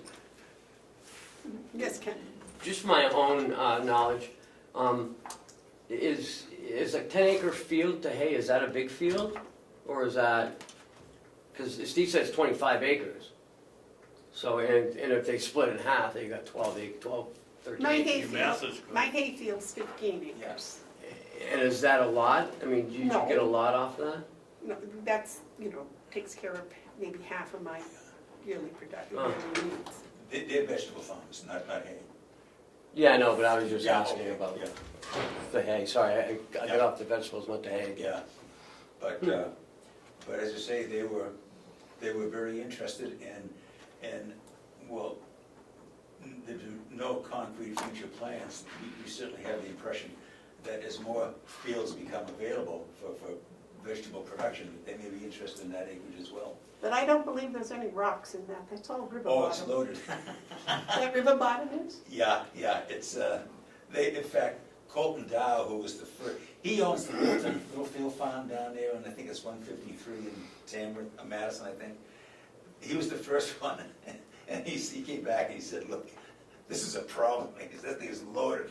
And the fields hadn't been touched for years, probably for decades. And he struggled, because I think the Richardson brothers did too. What we did do, though, is the town got a grant to bring in water. And the well is positioned right between the two parcels of field that they've got, so they both have access to the water.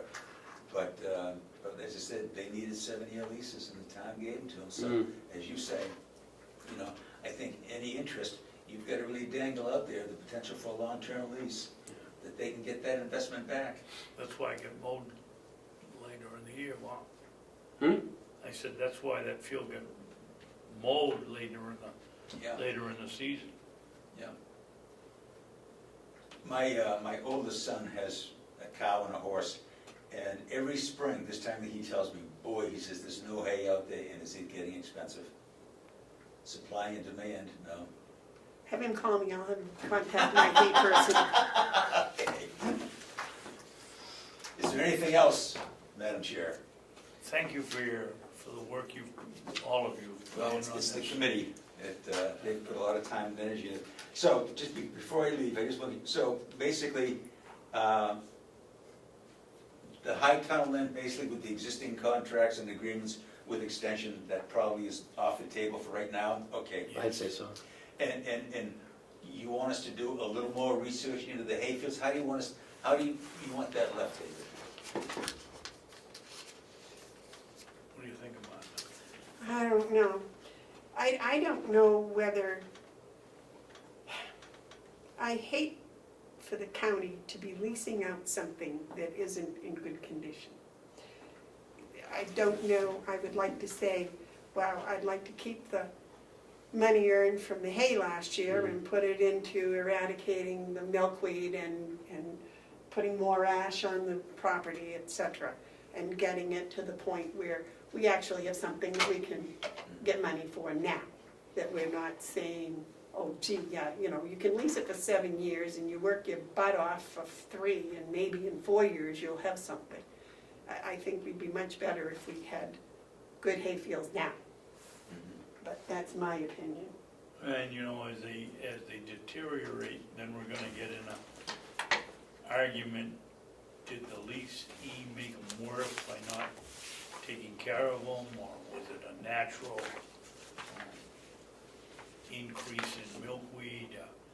What we should do is put them in A1 condition and then lease them. We can still sell that hay with the milkweed in it as mulch. You don't make as much money, obviously, but you can at least get rid of it. I hate to think if you lease it now, the people have no idea what they're leasing. Well, They no, but that's some idea. They have have 2 feet of snow on it. They can't tell $37,000 worth of revenue. If they're in the mulch hay business, some of that's mulch hay, some of it's good hay. And, you know, who's gonna come and bid on a field that's under 2 feet of snow when you don't know whether you're gonna get mulch or you're gonna get real hay? Yes. But don't we have records on how many bales we've taken out of each field and first I cut, think he second does. cut? Yeah. If you compare year before last to this year, last year to this year, there was a $10,000 decrease, I believe, close to it. 37.6, I- 32. I only had 32. Yeah, but that's not all the 32, field, so that's that's $5,000 other conditions. You don't have to help. reduction. There's a If rain, $5,000. it doesn't get put up. Well, the $5,000 reduction, but I also think that because there was more mulch this year than last year. And I don't know, you know, you can say, okay, yeah, we lost 5,000 because of more mulch. We're gonna lose 5,000 next year because of more mulch? Yeah. I don't know, maybe it'll be 10,000, maybe it'll only be 2,000. That's what I don't know, is how much, I don't know how much milkweed reseeded or spread down across Yep. the fields. That's my, and if I were going to rent the fields, that would be my concern. But I would be much more apt to rent them if you could show me that last year we didn't have any milkweed in our hay. You know, that's a pretty good indication this year where there isn't gonna be any Yeah, milkweed. okay. But I don't know. I see where you're How going. much milkweed do you get in your hay? I've got very little, but it's coming fast. It's increasing and I keep mowing. They say mow it, but it doesn't seem to help. But there's also a D4 spray that you Yeah, can put on that's- it Amanda suggested that's what we look at. Yeah. right. And that's gonna have some money involved with it. Yeah. But, you know, whether we'll get that money or not, I don't know. Can I ask a question? I can understand both your and David's concern about not leasing out a field that basically is subpar. But will the commissioners be putting forward a plan to basically, over the next 2 or 3 years, to bring those fields up to a quality level that you hope that you might then feel comfortable in leasing them out? I believe Will's already working on that, is he Okay, not? okay, Ken? all right.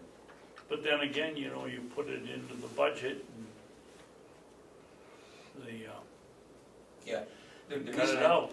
The reason What I- it should be is herbicided and no-till, seeded again and start all over Yeah, again. Because you yeah. can't plow it, you don't have enough people to pick up the rocks. Do you have any idea what kind of an investment would be necessary to do that, David? No, but I know Stratford County has the equipment to do it. If you wanna rent the equipment at a very reasonable rate. Yeah, Hmm. Well, we have to have the money in the budget to do it. yeah, yeah. If, again, the Ken, is the money in the budget this year to do that? No, Is the money in the budget to eradicate the milkweed? no. Well, I think we put a couple thousand in, I'm not sure where we are with that. We put it in for fertilizer, but not Oh, for. yeah. So at this point in time then, it's uncertain whether the fields will further deteriorate or whether we'll start to bring them back to grade. It'll deteriorate. They will deteriorate. If there's no money in the budget to do the spraying, I believe they will deteriorate. Ken, there is no money at all in the budget to take care of the milkweed? I don't believe we had talked about it, but we never put it in. I thought Will had a plan to use the D, whatever. I think his plan is put fertilizer down, try to get the grass to smother it. He said that if you mow it, put the fertilizer down and mow it again, or, I don't know. So he has a plan, Yeah, oh, yeah, with money in the budget to take care of the plant. No, no. No money in the budget, but he has a plan. That's gonna be no cost money. It's basically like using duct tape to wrap around a garden hose. It'll hold for a little while, but then his plan is to mow short, like you suggested. mow it, hay it. Put down the come back and mow it. fertilizer. And the fertilizer's in the budget, Yes, because she said fertilizer should help it. because he said his plan, I thought, was funded in the budget.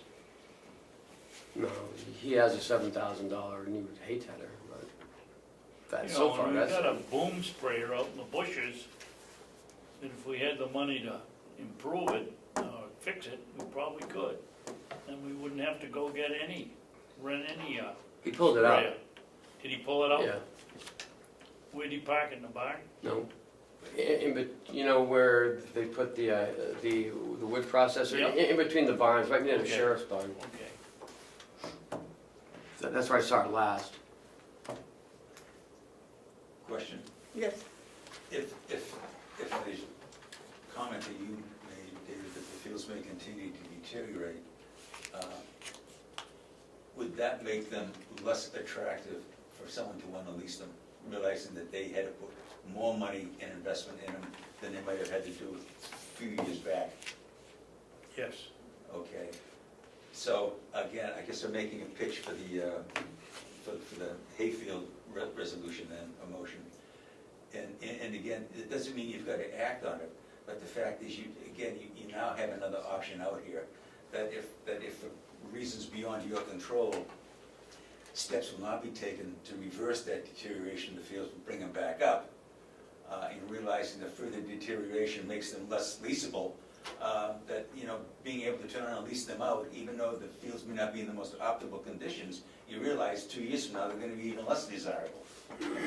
So you may want to consider that motion as well.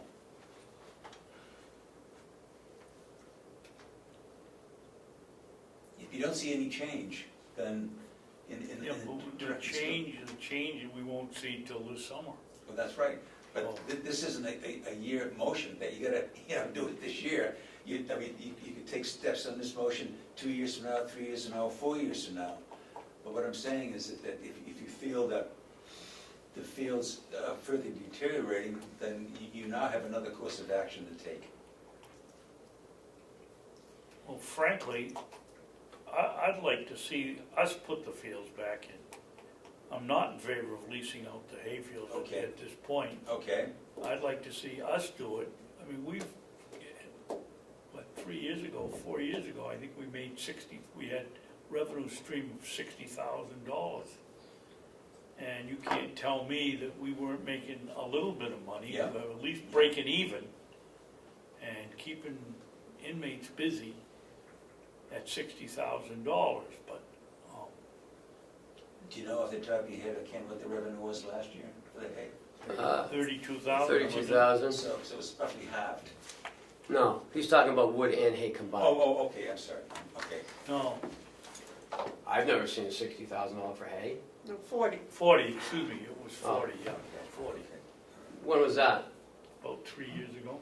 4 years 15? ago, 4 years ago. Is it 14? Since when I was on the delegation, yeah. I think it was when the first farm committee was, I think that was the figure they used in their report. I'm not 100% sure. It was a while back, you know that. Okay. Is there anything else you'd like? I'd like to talk about the trails. Okay, That's something that really interests me. yes. They're, And they're coming in to do a demonstration on the I think 20th. Susan's coming in with a PowerPoint in the next week or two on the trails. At the end of the month, yep, Yes. on the 28th. Yes, so they are. and that will give you a real good visual update as to where we are with the trail network. And this is I'd like to see that one, in my own opinion, continue to move forward. We've got a lot of land here. Yeah, We could do a whole bunch of things with it. We could have a Carroll County outdoor club and have memberships and get some revenue back. Mm, But no, You can't charge admission. No.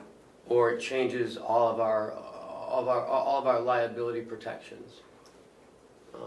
So if you start charging admission to public lands, we gotta renegotiate with Primex and have an additional insured, because they won't insure us if we're making money off it. so we don't have any, so we do it at no cost. Yep. Which more people come and increase the chance of an accident or something just with telling you. liability. That makes a lot of sense, I believe you, but that doesn't make much sense. I have a question. Yes. Is that the same, is charging admission the same for charging for parking?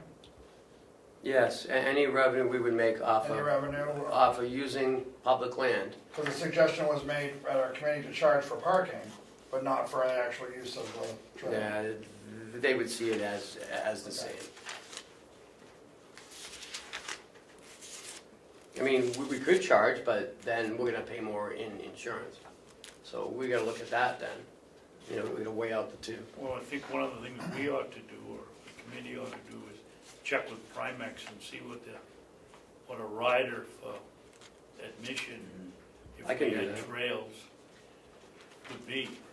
one of the things that we are exploring, and at this point in time, I don't believe we have any answer, maybe Susan can give an update, is that we're seeing if the trail system that we create on the county lands can connect with other trail systems. So basically, you come on a trail, say here, say biking, and all of a sudden I can ride that bike not only on the county property, but you connect with other trail networks as well. And we've had a woman come in who's very heavily involved with equestrian horses, and she's very interested in utilizing the trail network. And I think she has also kind of asked that question, maybe the other trail networks that we could tie into. So it's more than looking at what we can use on the county lands, which could be extensive, but also could that be the nucleus of a much more extensive trail network throughout the region to make it far more attractive and appealing. But Susan will have all of that on Yes. the Good. 28th. Okay. Did I say that right, Susan? Do you have any other questions? No, I don't. Or anyone else on the committee? No, thank you for Well, participating. thank you for your time. All right. If there's nothing else, Thank you, Steve. good luck. Thank you for coming out on a snowy morning. It was a snowy morning too. Did you have the updated version of this for us? There is a revision, and what I'll do is I will email, this is the report that I sent out. Okay. What he did is, I talked with Susan and Sandy and Mark. I was unable to get in touch with Dale, but I asked them to review this. I said, is there anything in this misrepresented or incorrect? And they said, no, you got it basically correct. But we did change the language a little bit. And what I will do is, when I get home, I will email this to all of you. Well, So you please just- change that paragraph that the Yes. commissioners, Yes. that was one person's opinion, not the Yeah, board. I think that was changed. Okay. Have you guys looked at like growing grapes down here? I got to tell you, when I was much younger, much younger, I garden, and I love to experiment, I like to push the envelope. I've grown wheat, winter wheat on my property. I've grown soybeans on my property. Just out of curiosity, I said, can I grow wine grapes? And I went out and I bought 3 different varieties of wine grapes, and they do very well. So we can extend the growth, so to answer your question, we could probably grow a lot more here than we think we could grow. Yeah. Well, Maybe that should be part of Olivia's research. I would love you to do that.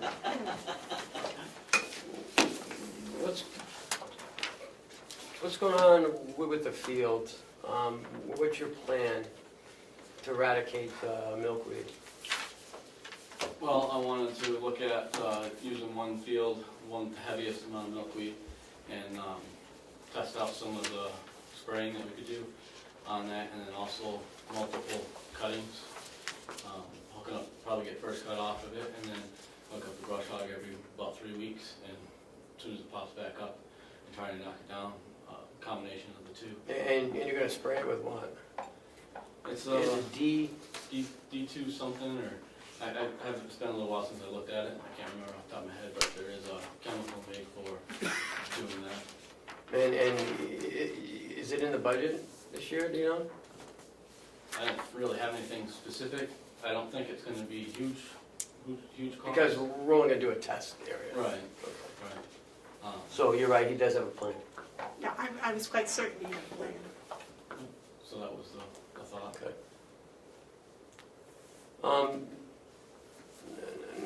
I'm not going to go back to blueberries. I think we've talked about blueberries enough. How you doing? How about you? Good. Thank you, William.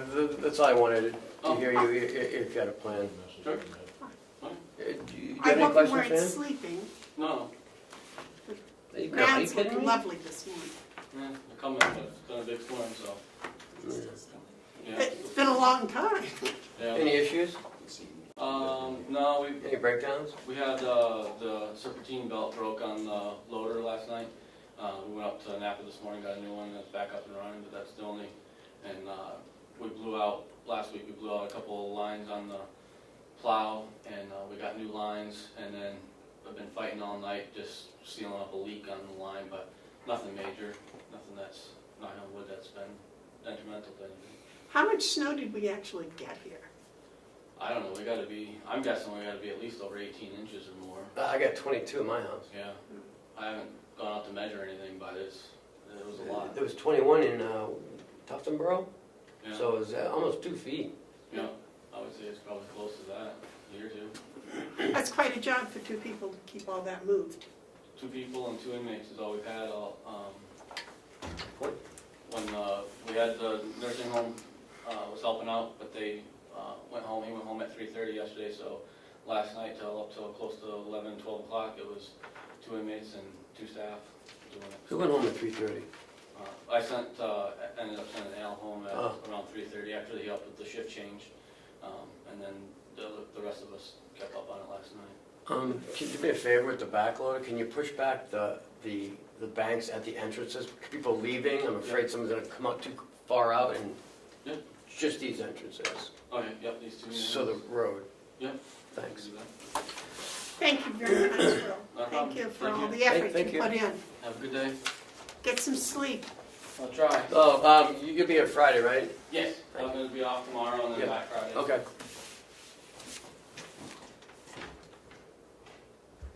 Okay, next would be the Hales location 636, which is, In your packet, yep, I think I owe you this for that day. I lost you one. What is it? What's that for? Something we had talked about yesterday. okay. Tell you later. So 636, I Can submitted we to you. talk about it again and I get another one? No. Okay. Last week, we talked about the Hales budget, and Kathy did not make the changes. This is the one with the corrections. Okay. And there's only one.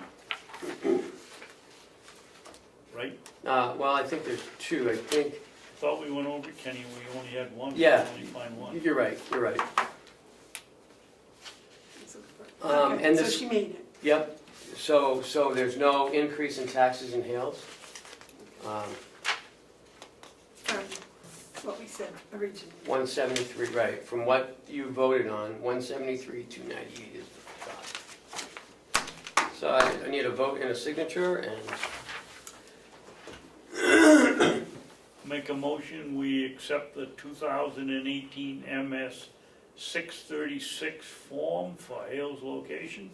That is for the, this is not part of the motion, but for the public, that's the proposed budget. I'll second that. Is there any discussion? No discussion. All those in favor say aye. Aye. Aye. And David, there's a place here for you to sign. You gonna highlight it, or are you gonna trust And, me to put it in the right place? I trust you. I'm the one that always puts it on the wrong side. so just for the public, Hales location is an unincorporated town, and their budget last year was $173,298. And this year, we're gonna remain the same, we're using $50,000 of fund balance. So the estimated amount of tax to be raised is the same as last year, $173,298. The organizational chat update? Yes, in your packet,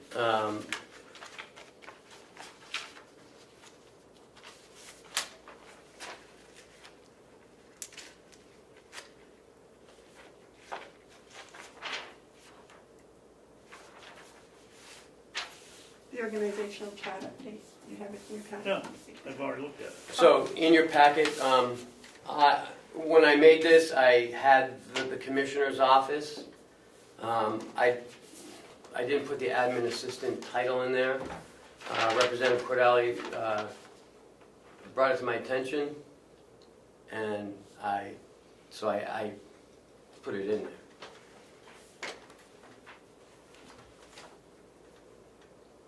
So if I read this correctly, the administrative assistant is is below you. Yes. Is what? She works for, she said it, the administrative assistant is below me, right. She doesn't See report to this- anybody See else. this little line here? That's what I was, that's it. Yep. So she answers to Ken. Mhm. Yep. And that's a good idea, actually, to put all the names in there. It makes it You had a easier. good idea. Well, thank you. Sometimes I have good ideas. Yeah, you did.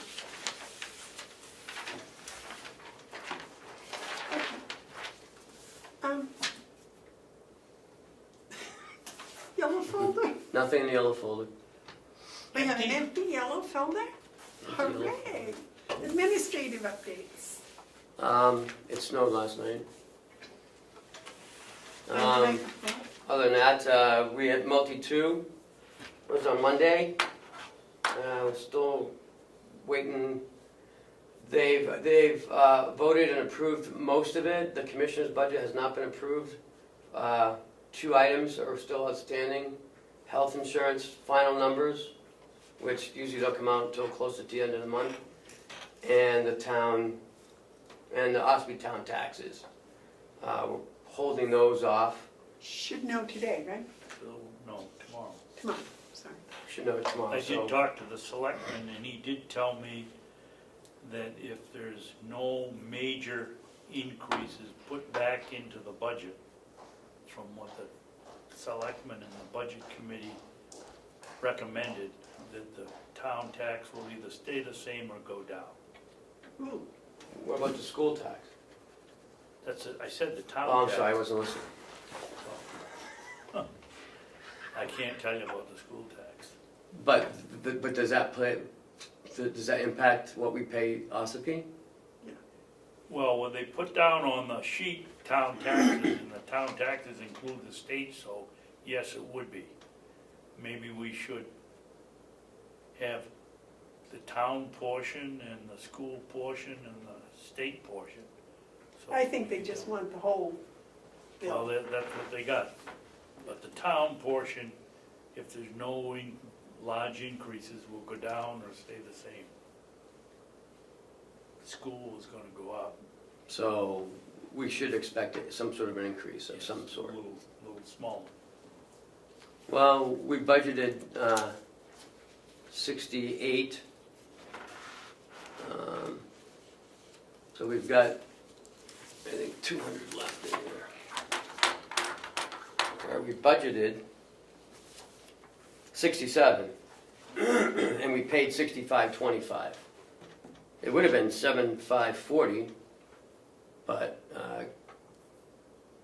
Commissioner Bevard worked on that and got it reduced. So we've got $175 in there. That should cover the increase, I That, would think. yeah, I would hope so. So, but that's it as far as the multi-two. Everything else was approved. IT, special fees and services.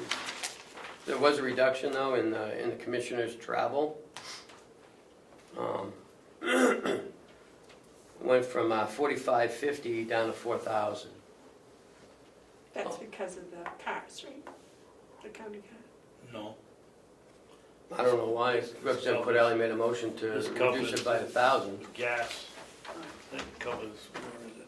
That covers the gas portion of it, not with a new vehicle. Well, no, this is just that the commissioners travel back and forth to Right, meetings. that's what I say, it's for gas. Oh, yeah. It's Mileage, not yeah. because of the car. Okay. And we have multi-one on Friday at 1:30. We have the big delegation meeting on the 19th at, say, 10 o'clock or 9? 10? Friday's meeting is at 1:30. I'm guessing it's to Representative Avellini. Because I wanted to go on the trip of the Lands Committee. I think there's going to be a conflict that hadn't registered before. I don't know why. All right, anything else? No. Commissioner updates? Yeah. As, I asked Will to go out and have, on the snowmobiling, count the taps, so we find out from Mr. Williams what we should be getting paid. We've done a lackadaisical job on that for the last, since we rented it out, I think. How many cats? I don't know. Oh, he was right here. What? When I don't think it's done it yet. You Oh, asked he him hasn't done yesterday. I Yeah. asked him yesterday. Oh. And I don't think it's high on his priority list right I wonder why. 20 inches of snow, maybe, huh? Jeez. Be a nice day to go do it. I now. don't Yeah, think it would this- be. I don't think the skidoo's gonna work so well in 20 inches of powder. No, I don't know. Nah, probably not. I'm sorry, David, I interrupted yours. I'm used to it. Oh, So multi-one is, Just kidding. multi-one consists of the DPW. Yep. It consists of the farm revenue. It consists of the county attorney's office. It consists of outside agencies. And it consists of cooperative extension, but that's up to Yeah, so you. now- that's that's a a separate agency. one, but And I think that's it. Okay, I don't believe they're gonna vote on the budget on Monday, but that's just my guess. on the 19th. Yeah. Anything else, David? no. Oh, yes.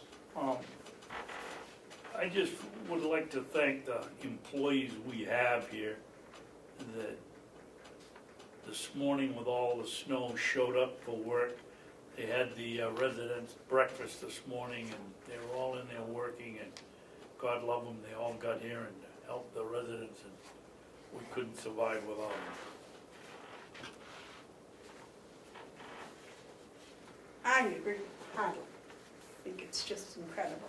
A lot of businesses were shut down Yep. yesterday and today, and our people are all here. I just think it's incredible.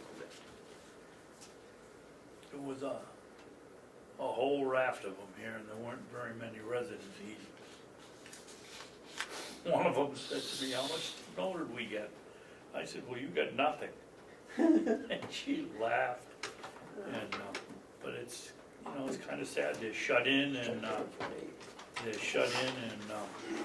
they never get outside to see these things, unless nice weather they go somewhere, but. Well, they- Anyway, thank you to the employees that made it in and helped us.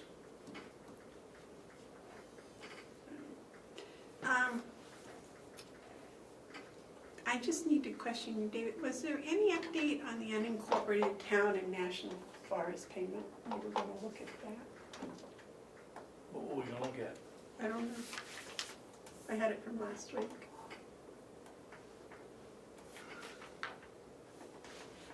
Did we talk about that? I can't remember.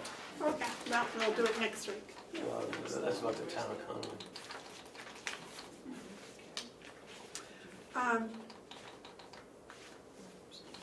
Okay, that's all? Yep. I have no updates, I don't think. I've been up most of the night with piglets, so I'm all here today. They're starting to come? Which, we had 10 arrived last night. Wow. So, we have any public input? No public input? Any non-public? I do have one that came up this morning, so, A non-public? yeah. Okay, It's a hiring, okay. 93A3. Are we going to do anything afterwards? No, I'm done. Okay. John, you want to clean up and go and, They're all, Kenny, they're all A3. Which one of the A3? The hiring, The hiring, the hiring of any public employee. It's in bold. oh yeah. No, the hiring, okay, A3, 2B. I'll make a motion that we go into non-public under RSA 91A3, 2, parentheses B, the hiring of any person as a public employee. roll call, please? You want to second it? Oh, I'll second it. Now you want to have some discussion? With any discussion. No. Could we have roll call, please? Commissioner Babson? Yes. Commissioner Bevard? Yes. All right, I have to run to the ladies'